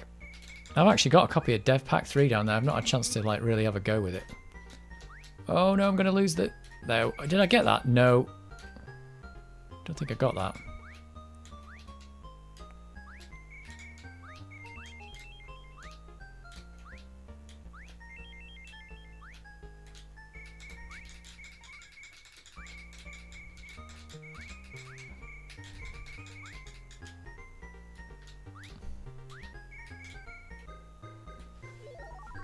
The games were both hardware direct, bypassing the OS. Yeah, that's what most games were, weren't they? That's what this one's doing and everything.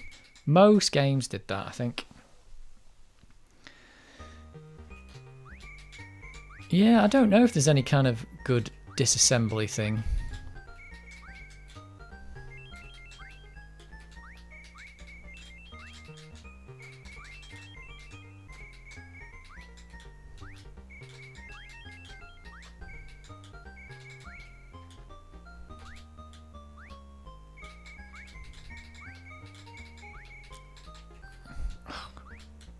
Right, okay, here we go.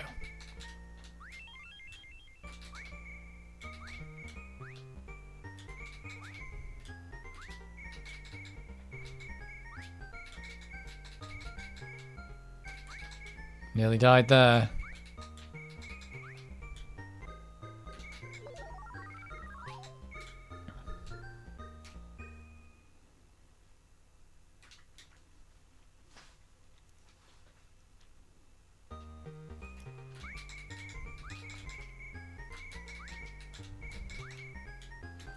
Oh yeah, because these old games you're talking about. Is this the this is the is it Bill and Ted? And what was the dinosaur one? I can't remember now. They would have been dev pack games. But yeah, I don't know about like disassembling, like just taking straight up the exe, because you've got to decompile the exe and then decompile the code in that, haven't you? Because all the exe is all like in sections. It's all linked together, isn't it? Whoa! Oh, that's a lot of stuff. Don't die here.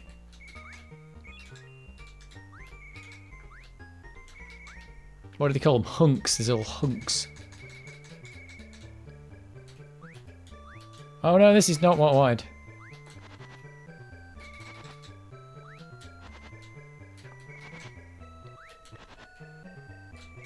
Right, I did that without dying this time. Dino Wars, that's it. Bill and Ted. I might have gone too far. Even replaced the floppy. Hang on a second. I've even replaced the floppy read-write code. Somehow it was still repackaged by pirates. Well, it looks like a lot of the time it's the floppy code that doesn't work in these. Like the reason you have to turn the cache off on this game is because it's clearly like just using a for loop, or the equivalent of a for loop, to wait for the disk to be ready. But obviously that doesn't work on the 1200 because it goes too fast because it's got like a CPU cache. So you have to turn the CPU cache off.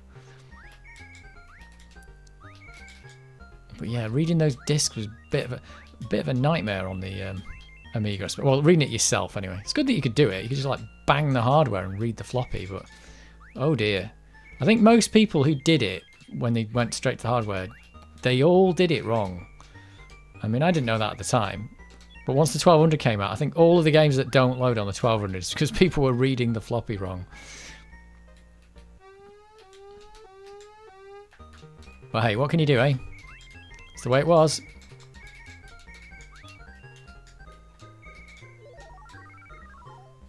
Broke on faster Amigas. Yeah, I think that's the thing. I mean, they all did. It's like they needed a compatibility. I mean, the 1200 boots up in... It does actually boot in some kind of compatibility mode. It like doesn't turn on 32-bit DMA and some other things, just to try and keep it compatible with the original Amiga. But I think what they weren't banking on was that people have, coded stuff basically wrong. So there was just loads of stuff that wasn't going to work. The Amiga, this 1200 broke so much compatibility, but that's the way it went.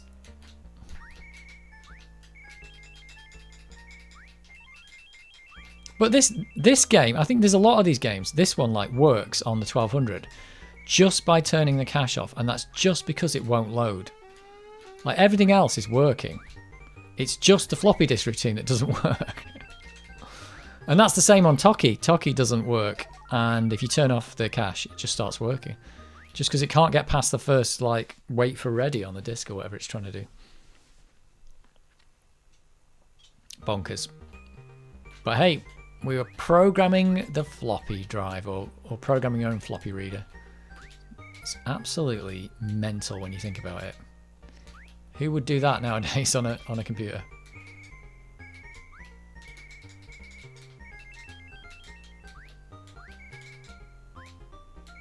Chocolate bar! Oh, it's only worth 700.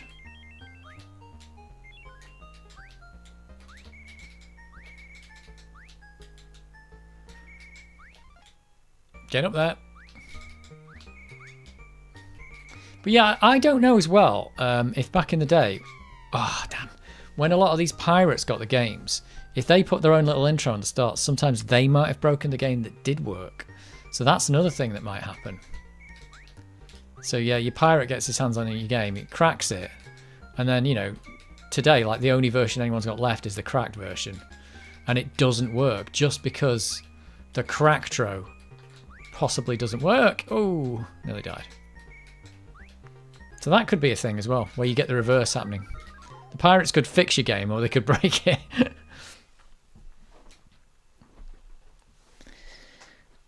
Fun Stuff had a lot of study to get Blitter-based MFM encoder decoder right. Oh yeah, I think you said that using the blitter to decode the disc. Crazy. I mean, I suppose the blitter is just like moves memory and stuff, doesn't it? So, oh, I'm falling. So you could do that.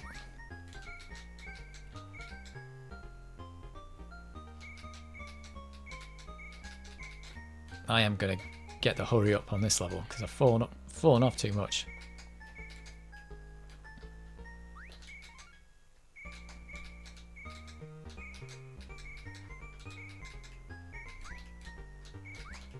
No! Right, I'm gonna have to go. I'm gonna have to move.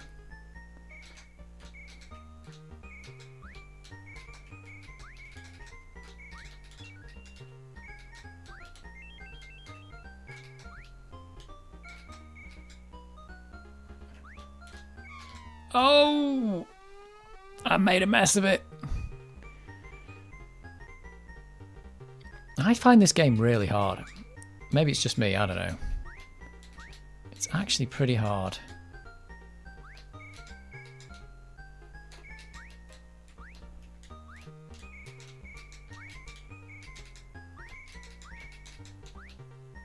Shoes! Right, got the shoes at least.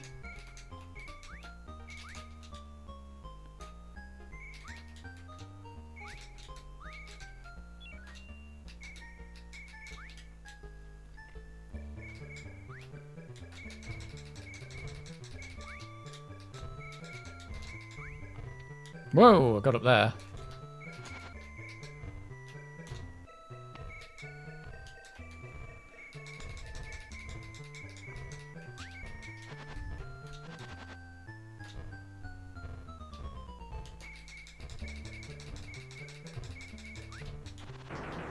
Hey! If that hadn't worked, I would have died there. Let's get the big bananas. Otherwise, the Amiga was great joy to program, especially coming from 6502 with its piddling 3 registers. Yeah, and no multiply or divide as well. That's something else to be aware of. No multiply, no divide on 6502. I mean, even that. I mean, you could. I suppose you can multiply and divide. You just got to write code to do it before you can even start. At least the 68,000 is just like it's just got a multiply instruction. Doesn't sound like a lot by today's standards, does it? But that was a big thing.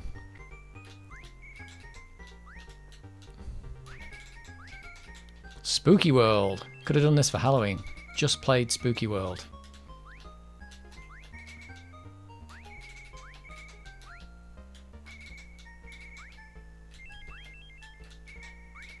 At least I've made it to Spooky World.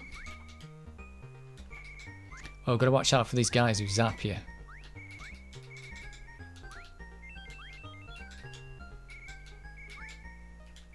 Oh, hello.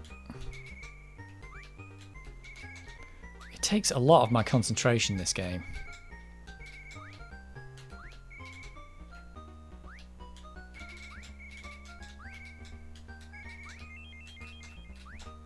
Did it.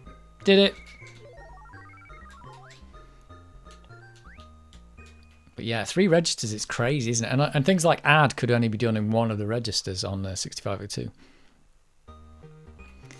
It's crazy. The crazy world. And what do you get? Like 15 registers or 16 technically on the 68,000. How cool. Oh, I jumped to my death. These dudes, they shoot through walls at you. But yeah, I can't help you with disassembly. Disassembly's not something I've ever really done on... Oh, I just did the same thing. I just did the same thing. Did you watch me do the same thing?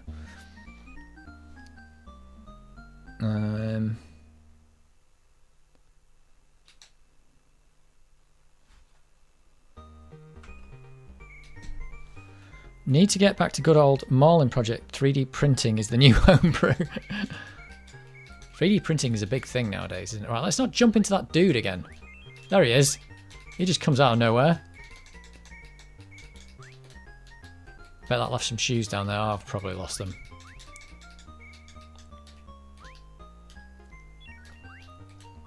Being killed by the spooky monsters. Yeah, 3D printing is the new thing. Whoa.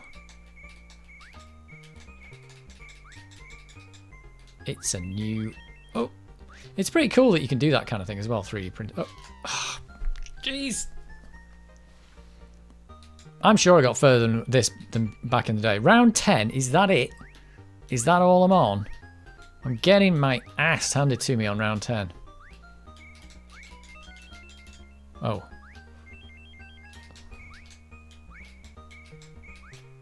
But yeah, all these little cool things that people print. 3D printing does look like a total pain, to be honest, when I see people doing it.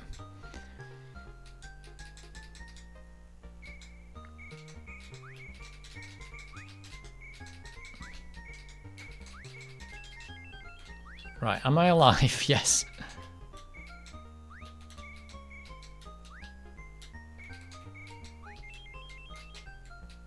Right, that's a bit better. Oh no, don't kill me!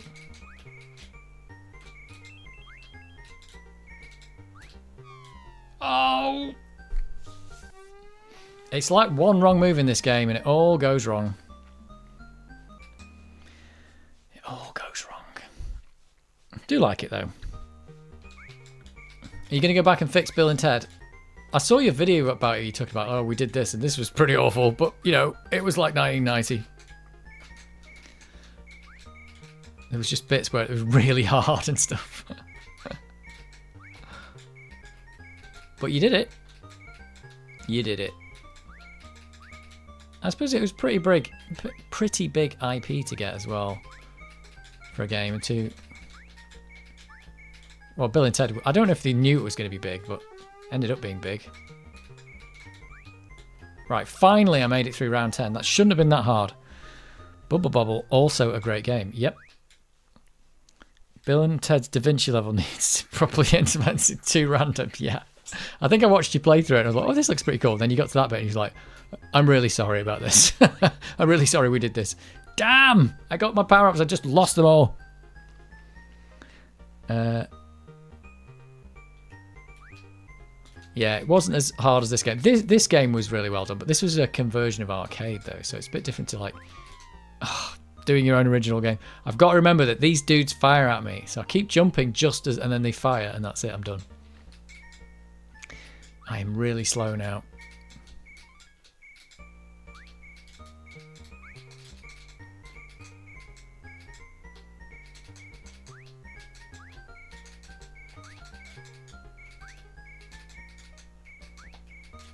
It's just really hard.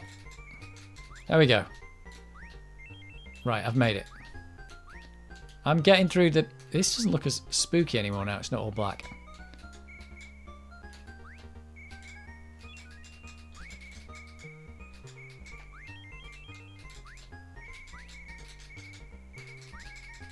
Right. Just fire like hell. That's how it works.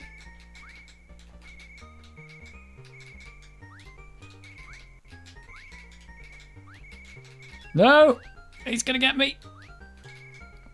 And now I'm falling to my death.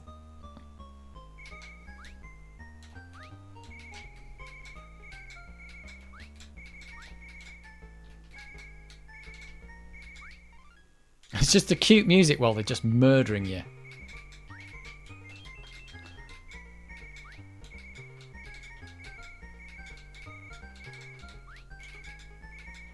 Well, they've made this bit tricky, haven't they?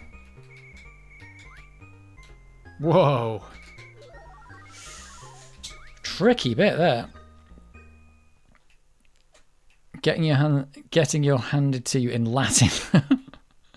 Gotta love arcade conversions. One of these days. Oh, hang on. Sorry, it started in a death area. I published my iPad Defender clone. Wow. Yep. Arcade conversions. Like I said, I read up about these conversions that they did, and it's like, I always thought that they had a load of information about the arcade machine, but quite often they just got a videotape of it, of someone playing it, and they kind of just had to work it out.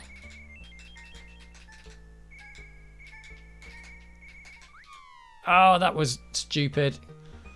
That was stupid what I just did. YouTube didn't like my comment.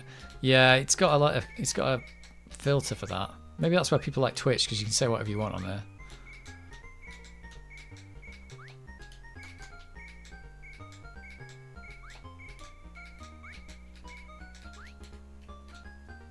Right, I've got my shoes back. Oh, but I'm dead.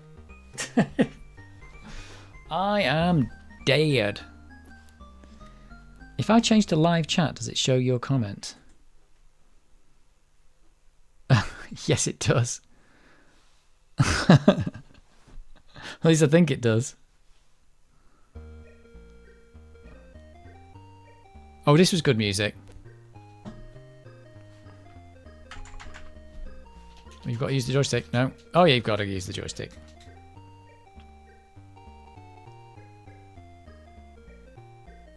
How can a game about throwing rainbows troll you so much? Yeah, that's the thing. It just like it makes out like it's this cute little game, and it's just evil. It's just absolutely evil.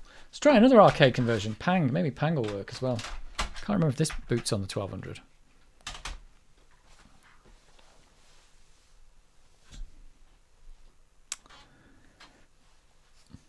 It's good stuff though.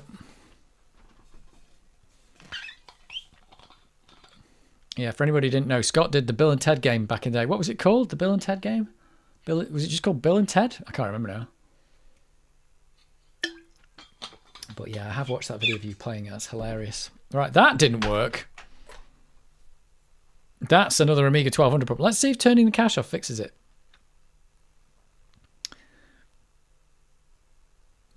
And if that's the case... That's the case. It's just the floppy loader that doesn't work. Yeah, and I think a lot of the time, like, people didn't use the actual ROM. Oh, no, it doesn't work. Oh, well, that one doesn't work on the 1200. That's a shame. Sorry, Pang. Oh, that disc is gone. A couple of Ocean games there.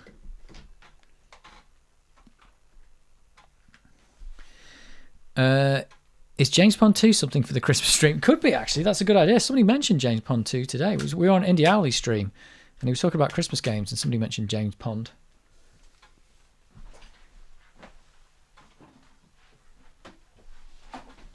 Good old James Pond. Yeah, it's good that you could take over the hardware, but the fact that everybody did it, and then turns out when the later Amigas came out that it was done wrong, that kind of like made the 1200 a lot less compatible. It really did. But it would a lot of these games wouldn't have been possible if they hadn't been programming the hardware themselves. It was more work to learn how to do things right way on Amiga. Hardware Direct was more style of coders coming from earlier systems. Yeah, I mean, at the end of the day, if you're going to make a game, that was the right way to do it. If somebody asked you, like, yeah, here's your Amiga, like, boot up the OS, lose half your memory, and go through all these really slow OS calls and make a game, the Amiga wouldn't have been the machine it was. So people had to do what they had to do. And I suppose if they only had, like, how many Amigas did you have when you were programming that game? Did you just have a 500 or something? But the faster Amigas didn't exist, so it's like the game worked, it had to go out, you know, shipping date appeared, the game had to come out, and the game worked. What are you going to do? You're going to ship it, aren't you? You're going to ship it. On earlier Kickstarter, it was Guru Meditation. Shame it didn't stick. Yeah, we pointed that out last week. Like, the Guru Meditation went, didn't it? It's turned into software failure. Yeah, right. It's like, Guru Meditation was so much cooler. Cooler than the Sad Mac. Have you seen the Windows blue screen now? It's got a big sad face on it. It's just so... Like, they tried to... I think it's not like... They've done, like, the sad face emoji. Well, not emoji, just the, you know, the semicolon and the brace. But it's just funny that Microsoft like, oh, sad face, your hardware is screwed. That's the thing. It's like, it seems like you're allowed to put a joke on the screen where everything's gone wrong. I just saw a YouTube video about Amiga OS 1.3. All games worked on it. I suppose all games would have worked on it at that point because there wasn't any other Amigas. So if your game worked on an Amiga, it worked on all the Amigas. And then later on, it all just comes out. I suppose if people had if people had have written games for the OS, they probably would have all worked like on all the Amigas. So if you do if there are any games out there that work on Workbench, because they've gone through the OS's call for the floppy drive and stuff, when the OS got upgraded, they still worked. Like that stuff still worked. But the trouble is all those games were rubbish, so it's like no one's going to play them. Well, they might not have been rubbish, but you know what I mean. It's a bit harsh to say they were all rubbish, but yeah, if you use the OS's calls, there's a very good chance that would carry on. Well, it should continue to work because they should just upgrade the calls later on, and it should work even on a later kickstart. You know, it's just going to work. It's pretty cool stuff, and that is what you want. Cool stuff. It's an Amiga, and we want cool things. Where's that one? This one's good. We started listening to this before, didn't we? Not enough what? Are you kidding me? Not enough memory? For what? I've got... Wait, what's just happened here? Where's all my memory gone? Okay, let's turn the computer off and turn it back on again. The Amiga's not working. Maybe my memory module just fell, but there was only half a megabyte of chip RAM left there, no fast RAM. That's not right. Oh, I don't want to be booting that either. Hang on. I coded Dino Wars mostly on an A1000. Wow. Supplied by Digitech. Bill and Ted on one of the A500 machines at Off the Wall Productions. So, what year was that? Would there have been any other Amigas to even work with? So when you had an A500, there probably was an A2000 as well. But it was basically the same machine. So there probably wasn't much point in testing on that. Memory is like, nope. Is it back now? Yeah, it's back. Yeah, memory was like, no, I'm not having any of that. That's just what you get sometimes. You just boot up and all your memory's disappeared. But yeah, coding on Amiga 1000. That's crazy. And at the time you did that, was the 500 out? Because it wasn't. The only Amiga was the 1000. That was the only choice you had to program on because that was the one that existed. And when it worked, it would have worked on all the Amigas because it was the only one. And the 500, I suppose the 500 is technically supposed to be 100% compatible with the Amiga 1000. So in theory, it's exactly the same computer. It's just cheaper. So even then, once that comes out, it's pretty much the same. And the 2000 is pretty much the same as that. It's just that computer, but cheaper, but with a Zorro bus in it. So even that's not that different. And then the 1200 and all the 3000 and all this other stuff comes out, and it's like, OMG, everything's gone wrong. Everything's gone wrong. I think did we have this one before? I have 3 A1000s. It's like a disease. I'd really like to... do you know what? I've still never seen a big box Amiga. It'd be nice to see an A1000 at least. I know Stu did Cannon Fodder. He's doing live streams and stuff now and doing videos about showing the artwork he's doing. And he's got an A1000 packed away somewhere as well. Dino Wars was my first Amiga program, 98 to 99. Bill and Ted was a port, so it took a couple of months in 1990. So 88 to 89, the Amiga's like... The A1000's a few years old at that point, isn't it? So in 88, the 500 was out, wasn't it, in 88, I think? Mine is for sale on Amiga UK. One of them. All right. But how much is the question? Do you want a pretty penny for it? I don't think I'm going to buy one, but I'd just like to see one.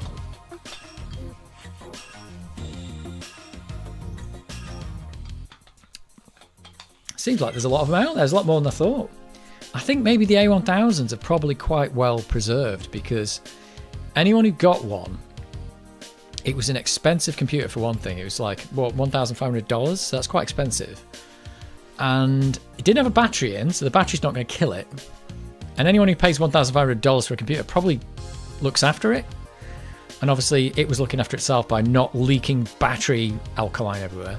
So I wonder if a lot of the Amiga 1000s are actually that were made still out there, still work. Sorry I'm late. I was trying that new City Skylines thing. Oh, right, okay. Judge Rush 2000. I was once privileged to sit at Amiga 1500 and play Pinball Dreams with the stereo speaker blaring at me. This was at a club in York. My ST was sold out at Christmas. Yep, it's like, what's this? I'm getting rid of this thing. I have an A1000, but I never use it because I'm afraid to use it. I don't want to damage it. There you go. It's probably fine. It'll probably be fine. Just, I suppose the thing to do is to make sure the power supply is good. If the power supply is good, the Amiga will probably be fine for a very, very long time. It's when power supplies go bad that kills things, isn't it? That's why this Amiga is being used with a Meanwhile power supply. It's being powered on a modern Meanwhile power supply that's got overcurrent, over voltage, and all that kind of stuff in it. And it's new. It's like only a couple of years old. So I'm not using the original. Even the original Amiga power supplies probably aren't that bad, but I'm still not using them. Or Amiga North Thames in Enfield every month. We usually bring our big boxes. Oh, good lord! Bring your big box. Well, that's crazy. I mean, I'm sure it's the things though. I'm sure the Amiga 1000 actually. I'd like to look at one, but I don't think it's going to be that much fun to use because it's quite an old Amiga now. I mean, I've got the Amiga 500. I used to use that back in the day, but I don't use it anymore because this has become the replacement for it.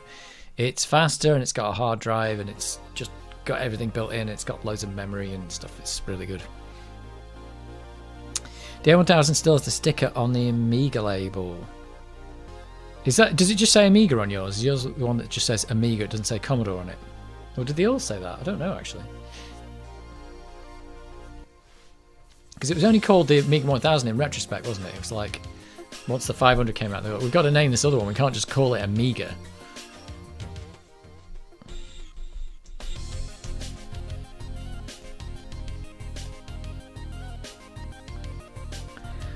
You're wrong. My A1000 has a Passero 2 and a Rejuvenator. What's that? And 2 megabytes of chip RAM. How do you get the 2 megabytes? 2 megabytes of chip RAM. How do you get that in Amiga 1000? I thought it couldn't take 2 megabytes of chip RAM. Can the bigger Amiga still do the stuff the 500 can do? I mean, I realise the 1000 was original, but can say a 2000 play everything a 500 can? It's supposed to be able to. The 500 is just a cost-reduced 1000, and the 2000 is just the non-cost-reduced 1000 with the Zorro bus in it. So they should all be, like, in theory, 100% compatible. In theory. But that's the theory anyway, because I've never seen one. But yeah, the 500 is just like, it is just the A1000, really.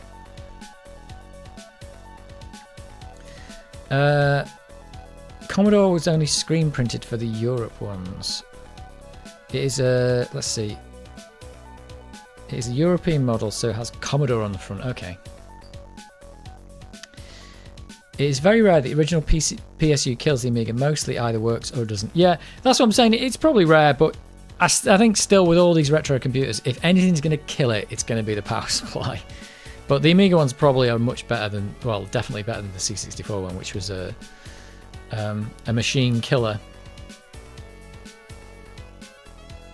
In the USA, they never had Commodore printed on them. Okay. I know the 600 had some compatibility issues. I remember that being a thing at the time. Yeah, so the 600 was different though because they changed the chipset at that point. So that computer isn't technically. It's supposed to be compatible with the other ones, but it's not just a complete one-to-one like cost. It's not a cost-reduced 1000. It's a different machine. So the chipset's been upgraded. You can have more RAM. It's got hard disk support, but it's the fact that the chipset changed on that one, I think, is what slightly put the compatibility out. And they went to Kickstart 2, which maybe slightly changes things. So it's not as compatible. And again, in theory, it's supposed to be, but if you take the 500 and compare it to the 1000, the 500 is just a cost-reduced 1000. It's not a different machine. But the 600 is a different machine.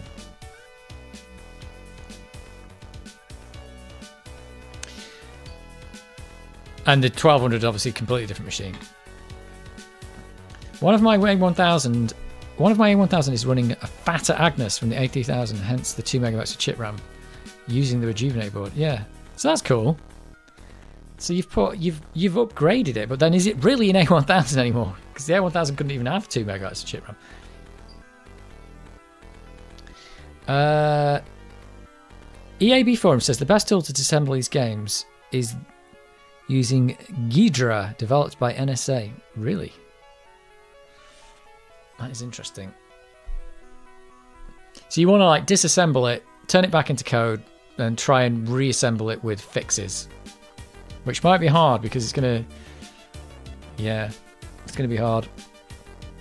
Can it pick out all like the things that are registers and stuff like that, and knows the Amiga registers and like name them for you and stuff like that? That'd be nice. Otherwise, it's going to be a load of gobbledygook. Did you know the A1000 has a startup sound before the kickstart screen, not Workbench screen? Where does the sound come from? Out of the ROM?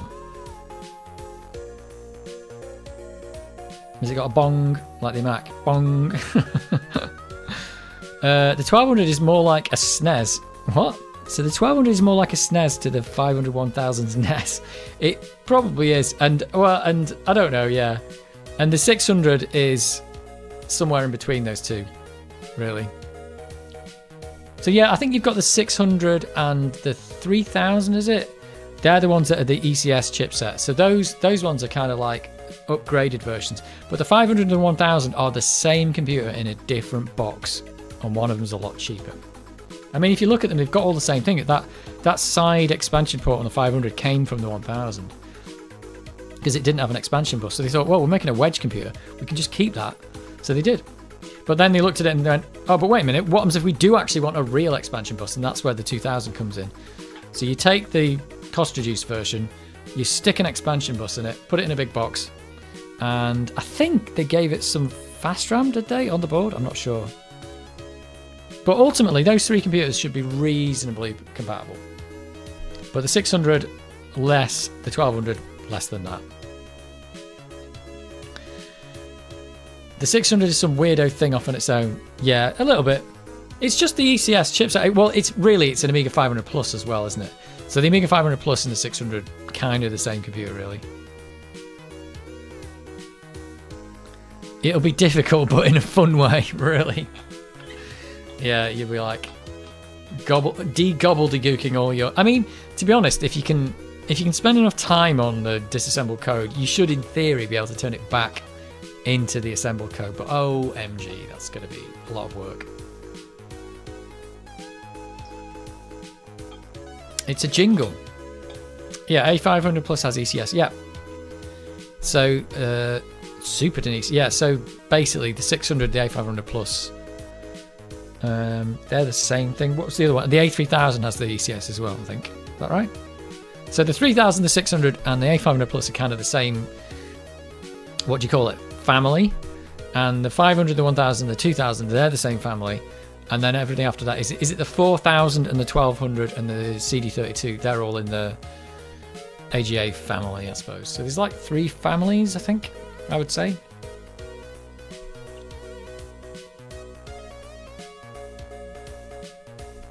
I think there's 3 families, but I don't know what people call them. Eras, models.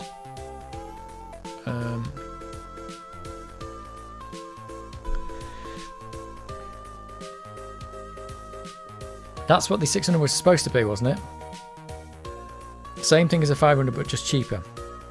Until the suit's got these ideas. Yeah, I think that is what happened.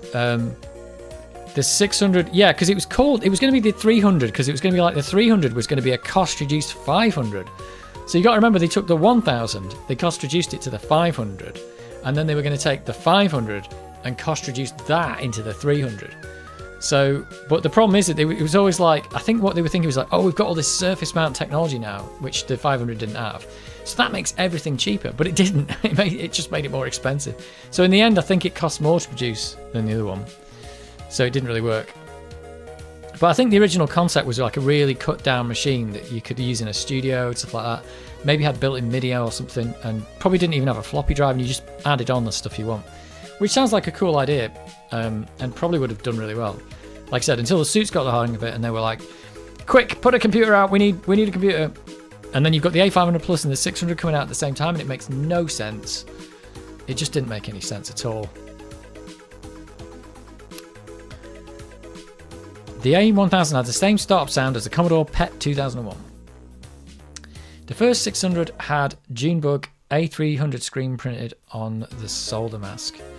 Yeah, in fact, and a lot of the power supplies have A300 printed on the bottom because they must have just made the power supplies and they went, oh, actually, oh yeah, some PSUs. I think the PSU I'm using probably, oh, the one for my A600 that I kept from back in the day says A300 on the bottom. Yeah, I do have one. I'm not using it here. I've got some old. It's an Amiga 500 power supply that's got the conversion on it. But yeah, mine says A300 on the bottom. Totally what? They must have made a load of them and then go, oh no, it's not called the 300 anymore. They had to change the name to 600 just because it turned out to be more expensive than the 500. So they're like, we can't say this is cost reduced because it's not cost reduced, it's more expensive. And technically, it's got an extra feature, which is it can take an internal hard drive, yeah. Oh, you've got the Meanwhile PCB, yeah. I probably should have continued that and got it to fit in more of the cases, but yeah. Because I just thought, when I did it, I thought all the Amiga power supplies were the same, and they're not, they're all different inside, which is really annoying. But it'd be nice to have like one board that could fit most of them, but no. I didn't really understand the 600. I just knew enough to laugh at my mates who got given one for Christmas. Well, I didn't know any differently. I'd had a 500 and I went to a 600, and the 600 was definitely, for me, felt like an upgrade because it had more memory, had an internal hard drive, which was pretty fancy. It was smaller. And yeah, so it just felt like a better machine to me, and I had a later version of Workbench. So to me, it was an upgrade. So I went from a 500 to a 600, but I didn't really know about the 500 Plus or any of the other junk that was happening. So it didn't really affect me. And like I said, my first computer that had a hard drive, I was very happy with it. You know, being able to, play games with the hard disk, and I learned to develop games on it. So I was very, very happy. But I'd learned the Amiga on the 500, but then moved up to the 600. It fit on my desk. It was really nice. Upgrade. Yeah, it was an upgrade. Apart from I lost the keypad for some reason. Have you seen the PowerShark USB-C PD? I think, have you mentioned this before? I don't know. Pocketable adapter so you can power... Oh, yes, I have seen that. Yes, I've seen that. Is it any good, though? Does it work? Yeah, it's a little tiny thing, isn't it? I like the A600 because it was smaller than the A400. Yes, that's what I liked about it. I had a desk at the time where it was difficult to get the 500 on with all the stuff. And the 600 just fit much better. It just did. But yeah, I didn't know about people hating it until like recent years. I loved it. I've got one down there. It's over there. If the 1200 wasn't kind of better nowadays, I probably would still be just using it now. I don't use the 500 that I've got anyway. I use either this. If I'm going to get a different computer out, I'm going to get the 600 out. If I was to get a real Amiga, it would be the 500 or 600. I like the form factor better. Yep. I think the 1200 is definitely the most useful because it's really fast and it's got the fast RAM. You can put fast RAM in the bottom. But after that, I'd go for the 600. Like I said, I got a 500 just to have one. And it's literally not been used. It's just sitting. It's under a dust cover. I would say it's collecting dust, but it's being shielded from the dust, and I'm just not using it. But this thing, since I got this has had a hell of a lot of use. Hell of a lot.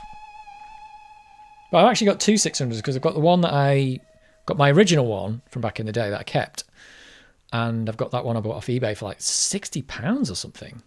That had the broken RAM chip, so it needed a lot of money. It needed money spending on it to fix it, but I got it going.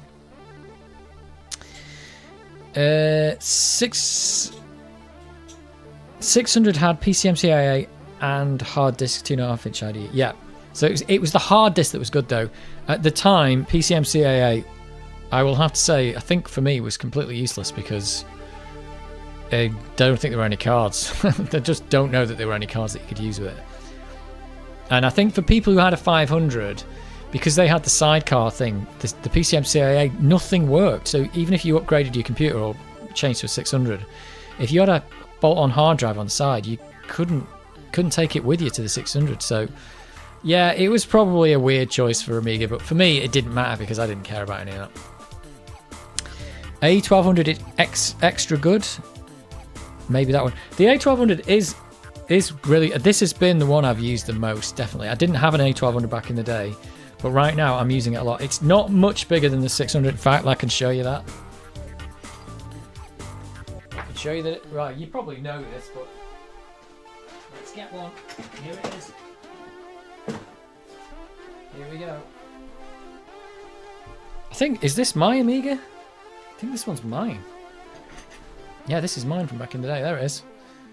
It literally, the keyboard is pretty much identical size. Don't think you can see that there.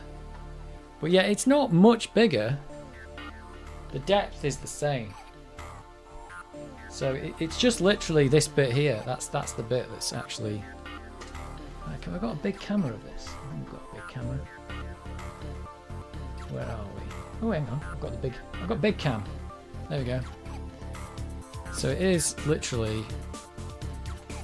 It's the same depth exactly. The keyboard is almost exactly the same size. So everything after the delete key is the extra bit.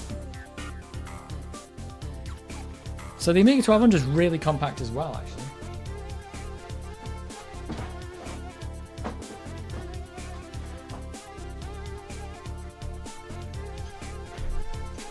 And it's got 2 meg of RAM as standard. Whoa, 2 meg as standard. Can you even imagine that?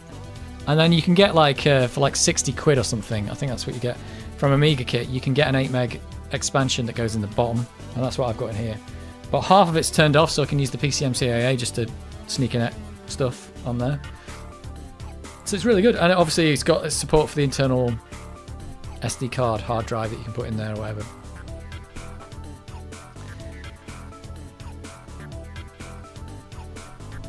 So it's pretty cool.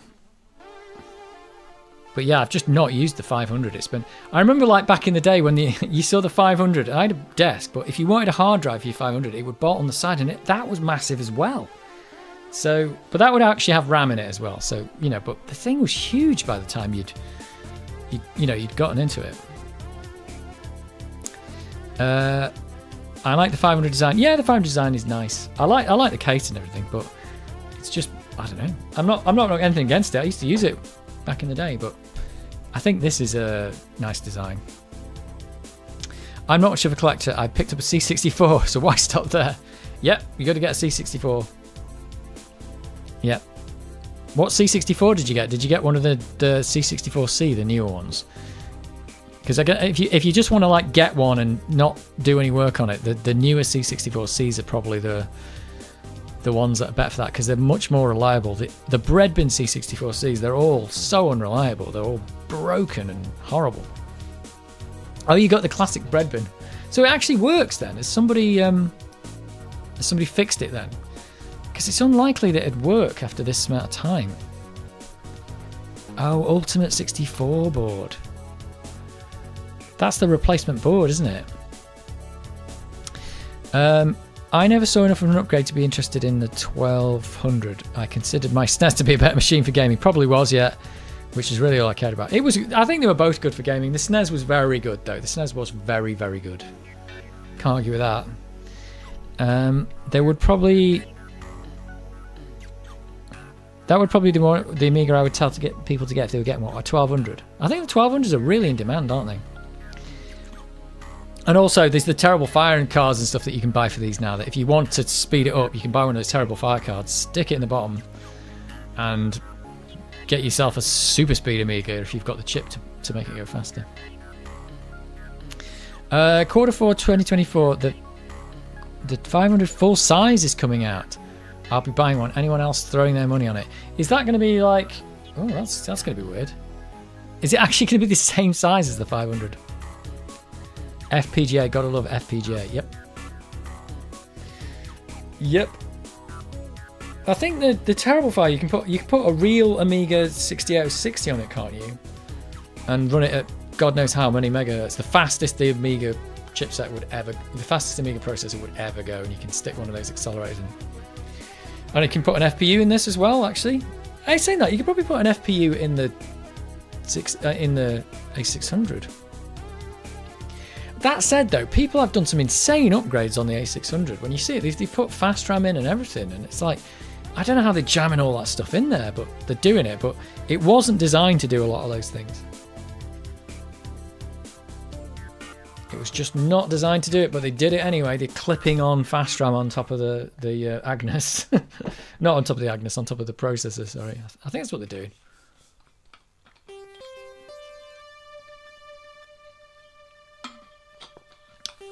With FPGAs, everything is possible. Yeah, I'll be back in a second.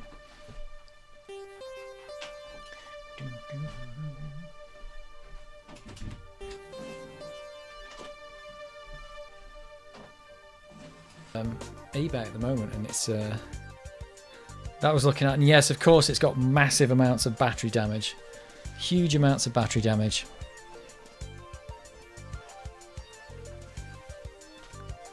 A Mister project. Oh yeah, there's the Mister thing as well, isn't there?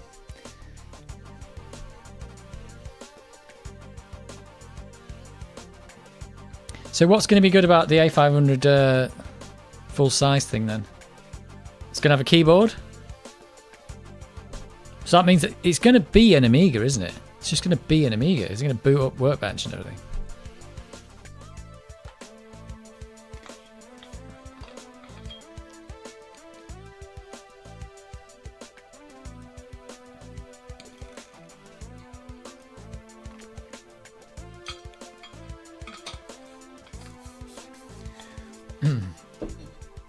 Has it been officially announced? I was thinking about buying an Amiga 500 Mini though, actually. Weird. It's quite cheap on Amazon at the moment. I don't know if they're going to be like in production forever. But I don't even know if I'd use it.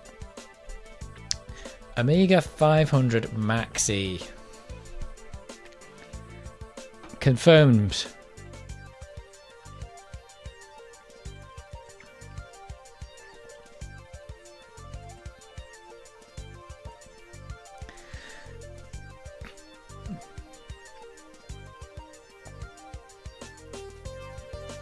Well,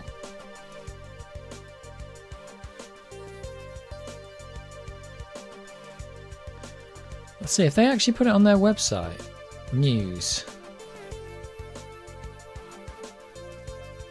No. I think the gamepad's pretty good for it, the Amiga 500 Mini as well. Pretty good.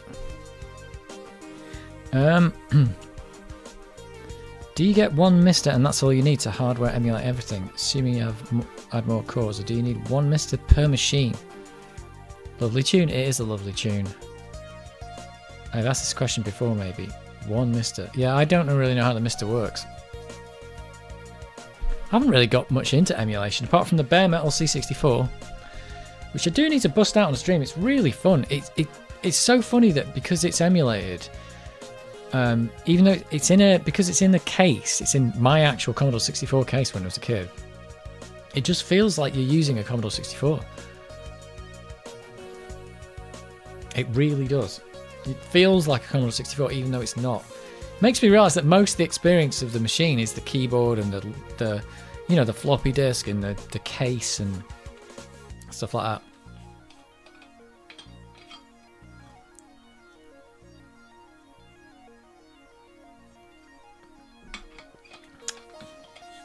But yeah, I need to get it set up so I can actually... It's weird, I'm all set up for RGB Amiga, and I don't know how to set up for the just something that's got HDMI out on it. It's like, I can't listen to it. I've got no speaker. The capture box won't produce the sound output. I need a separate sound so I can hear it as well, you see.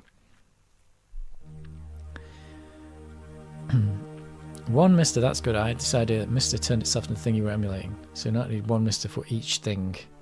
I don't know. I thought you flashed it with like a particular machine, or do you just flash it and it emulates any machine you want? The gamepad for i500 Mini is horrible. Oh, Hard to use the D-pad for precision. Oh, I didn't realise that. It looks quite good. I've never tried one, but it looks alright.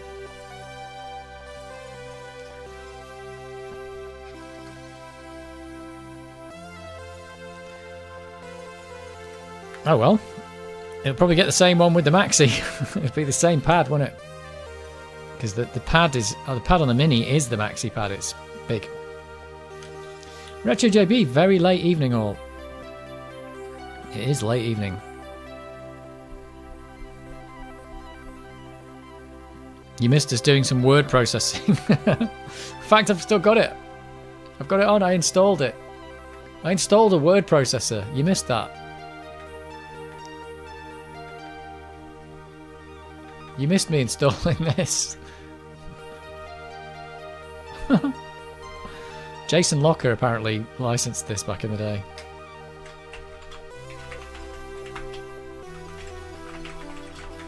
Whoa, whoa. Yeah, I think I would have been quite happy with this back in the day. Lol, why? I don't know. Somebody mentioned it and then I realised I had it, so I installed it. Oh, you did your homework on this as well. Do you know what? I actually think this... It's so simple. I mean, I say it's simple. It's reasonably complicated, but there's not a lot to it. It's just like you can write text, put a picture in, and that's it. And it's got spell checker. I mean, it's like really basic word processing. You can align left and right and, you know, format the page, but basic, but it works. And it's low res or whatever, but, you know, everything was low res back then. Can I have 2 documents at the same time? I can! How cool is that? I need to bring that to the front. Yeah, look! I can work on 2 documents! Oh, this is just amazing. Absolutely amazing. What's that do? Oh, colour palettes. Crazy. It's weird that they picked red. But yeah, it's got copy, paste, undo. How cool is that? Wordworth.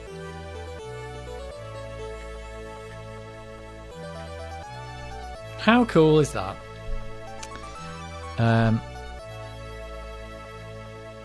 Mister, can it run Cryonics demo? Neverwhere demo? Oh, I don't know. FPGA isn't emulation. Well, isn't it?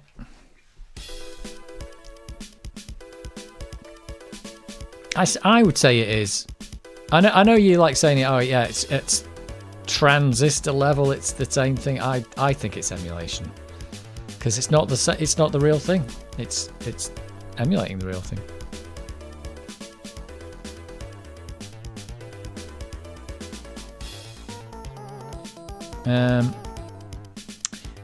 It was a good way to justify the A600 to my parents. Real reason was, of course, to play games. Yep, nice work. Well done. I mean, to be honest though, that Wordworth, it's all right. Like I said, a lot of the time these like newer stuff like Word, it's all dead fancy, but it does so many things you don't want. Like that's really nice to see just quite a simple word processor that probably worked. No matter how many versions of Word come out, I don't type any faster. It's true. It's all about AI now, isn't it? It's like it's got AI in it. It'll help you with AI. We've got AI. Even that Grammarly advert's going, Grammarly, it's got AI in it. It's like, really? Has it? You got Wordworth free on a cover disc. Oh yeah, I think they probably gave away. Did they give away older versions of it? Maybe. Not sure. So like the current one would be bought, but the older version would be free. Maybe they did that a lot with stuff. You need that manual though. Digita International. Exmouth.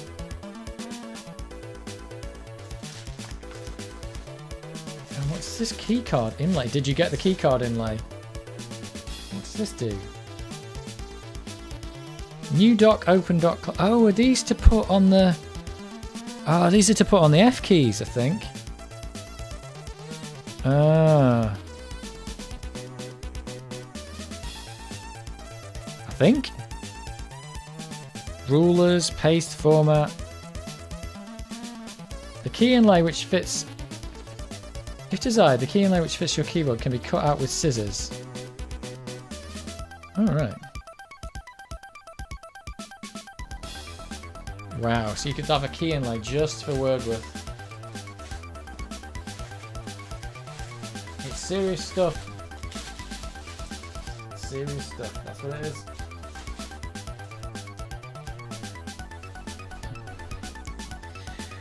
That'd be pretty good to get a word processor on a cover disc.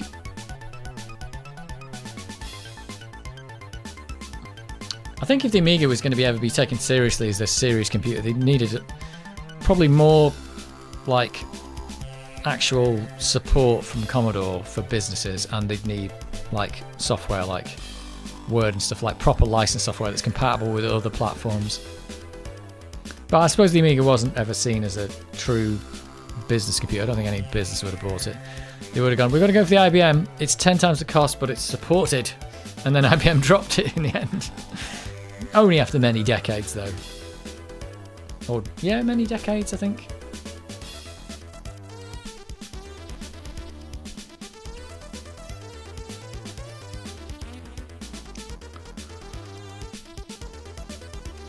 But I think the Amiga could have cornered the market with the, you know, the creativity thing, like video production and, you know, images and sound production and stuff like that. I think they could have cornered the market on that. They just never did.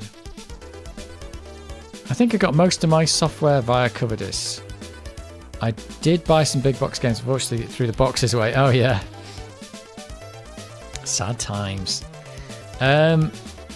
An Amiga cover disc was a source of childhood trauma that I remember to this day. I was always a massive space fan, so when a space shuttle thing was on a cover disc, I got it immediately.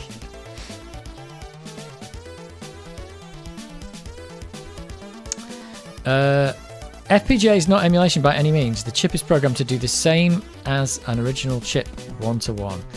Is it the same though? Or is it really the same?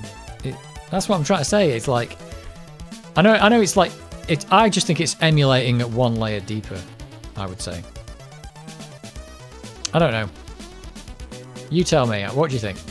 Emulation or not emulation? I would say it's emulation because it's not the original chip. It's emulating the original chip. I don't know. But I know what you mean. It's not a software hack. It's actually the same chip. Kind of. But it's not the same chip.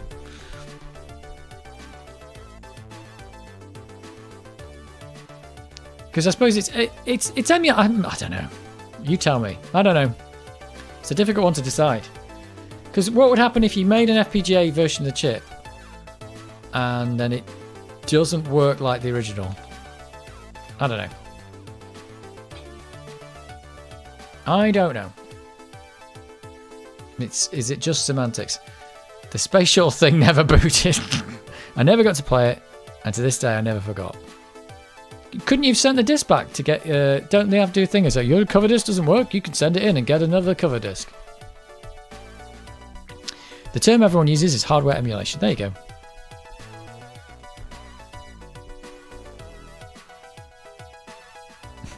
Never forget. You don't. I see FPGA is more accurate, but it's on a silicon level. Yeah. Yeah. I know what you mean. It's like it's not like a microcontroller or microchip running a piece of software that emulates it. It's actually just gates that have been set up to be that chip. I still think that's emulation though, really. Because it's not the original chip.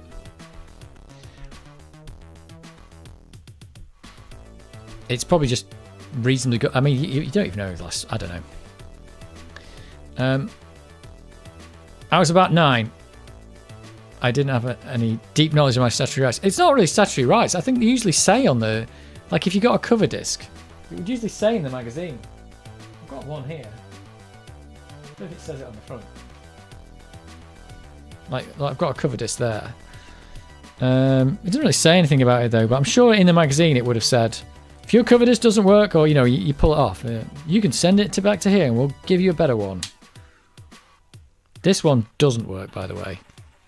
So, there you go. If you'd have got that one, you would have also been done. I think I probably did have this one back in the day, but not anymore.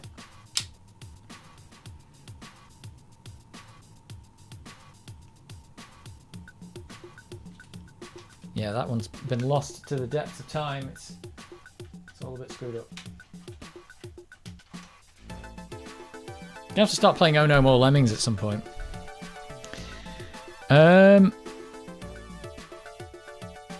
You know, I think I have a copy of that space shuttle thing now, actually. I'll have to dig it out. Did you actually dig it out and play it? The problem is that all you've got is the memory of not playing it, so there'll be no nostalgia for actually playing it, because it'll be like, oh, I never saw this. So it's really odd.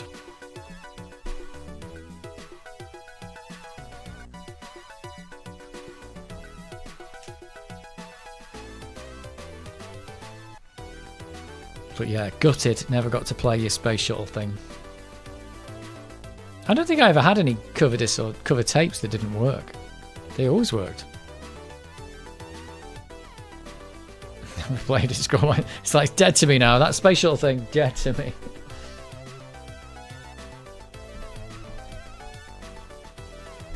It's dead to me.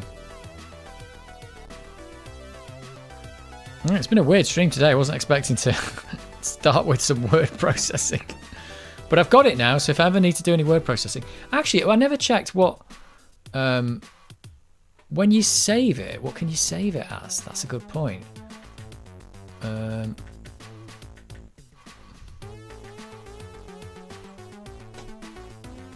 There's Jason Locker, whoever that is. It's just save as word worth. So you didn't really have any formats you could save it as. Not like in Word now, you can save it like a million formats.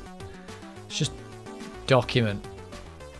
So this is part of the problem with the Amiga, really. It's like there's no compatibility across other computers, which is, I think, what PCs and Macs were trying to do back then. They were like, hey, you can have Word on the Mac and you can have Word on the PC. It's all the same thing. But here it's like, it's word worth format and it won't work on anything else. You can't like put it on a floppy disk and give it to someone else who's got a PC because they can't open it.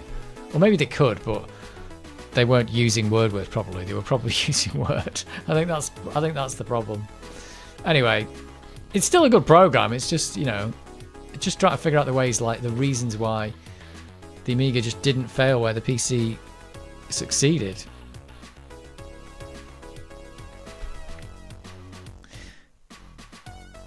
It would be great if a new bunch of Christmas Lemmings levels were released this year. We could write to Sony and ask, dear Sony, please can we have more Christmas Lemmings? We want 5 more levels every year until you lose the license to Lemmings. Now I have things like Space Engine and Orbit 2016. It's kind of academic. Some 30-year-old space shuttle freebie. I'll check it out one day though. You're still thinking about it, like, damn that cover disc. Must be... oh yeah, IFF was the coolest file format. Every structured file in Amiga was meant to be wrapped in IFF. Yep. Yeah, I had like a block. Like the format was in blocks, wasn't it? So you could just like load things off the file or leave them there if you didn't want them. Yep. That's an EA thing, wasn't it? Interchange file format. Oh yes. Must be 3D Lemmings. We don't want 3D Lemmings. It's no good.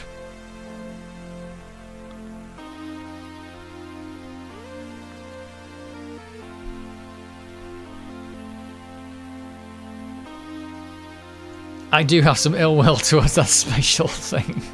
I can tell.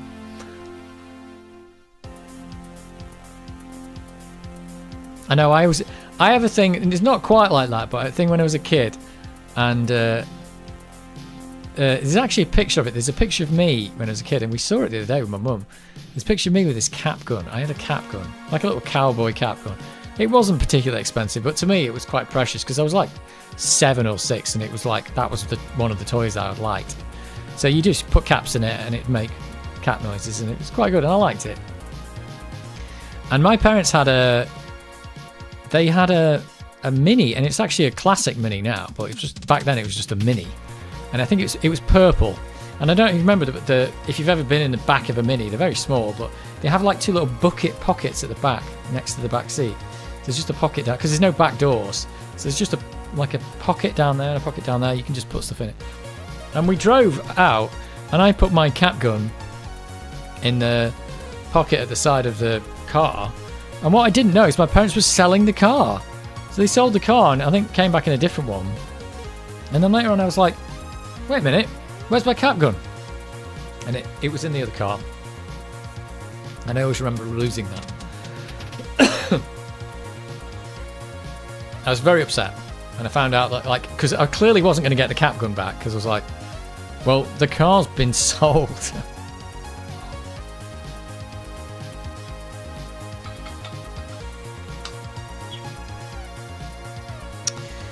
One modern program that uses IFF format is Sunvox, a free tracker. All right.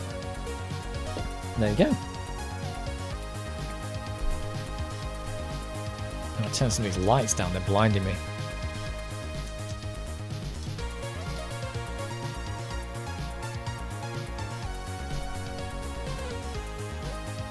Well, it's a pretty robust format, I suppose. It's just blocks of data, so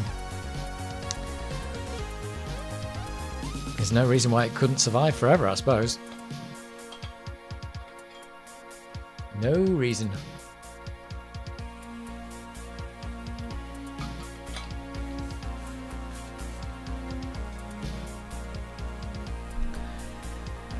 I always look. I'm looking this way though. It's because my laptop screen, the main screen is the Amiga on is over here, and the laptop screen's over there, and I can't have them both. But the camera's here, and it's all like all over the place. So I'm always looking away from the camera, not towards it. But that's just a thing. That is just a thing.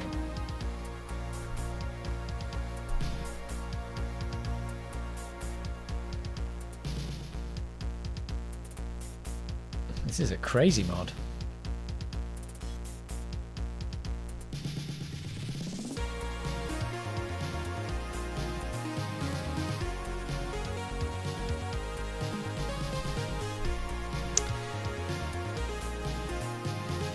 Right.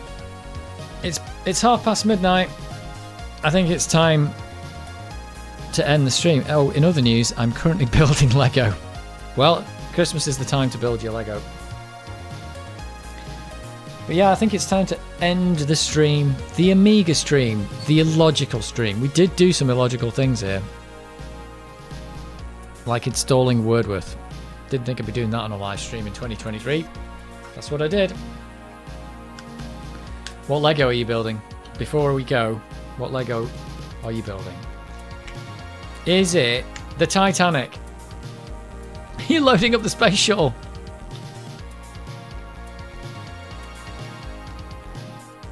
I can't believe it. He's loading up the space shuttle. It's going to be rubbish. You know it is. You'll find out you didn't miss anything. Will that make you feel better if it's rubbish?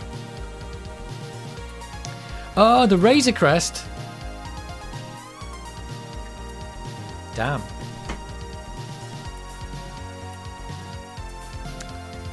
They've got one of those at my work on the table. They are quite big actually. It's got a lot of pieces. It's got more pieces than Disney Castle. It's called Shuttle the Space Flight Simulator. Okay.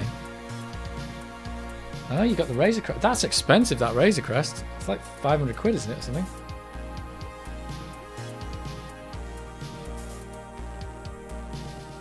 I would like the Razor Crest, but it's really big. I wouldn't know where to put it when I finish with it. And everything's grey on it. That's one problem. You've got like 10,000 grey pieces. Good night all. Thanks for the great stream. It has been fun. It has been fun. It is time to go. I know it'll be rubbish. Can't possibly withstand the expectation of 35 years. It's not. I don't know what it'd be. I mean, I suppose you've got to when you get it booted, just try and put yourself in the 9-year-old you and say, would I have been so happy with this when I was 9? Probably. Probably. But it's hard to tell nowadays when you can just like get anything instantly. Right. I think we're done. I shall say goodnight. Until next time. And next time we'll do a full 3-hour space shuttle stream. Or not. I don't know. I'll probably have thought it was crap even then. Okay, I'll leave it at that. You go and enjoy your... I want a full report I want a full report on the space shuttle next time. And good turn chat with you all. Good night. Right, good night, people. Right, I'm gonna try and shut down the stream now. Have fun playing with your Amigas.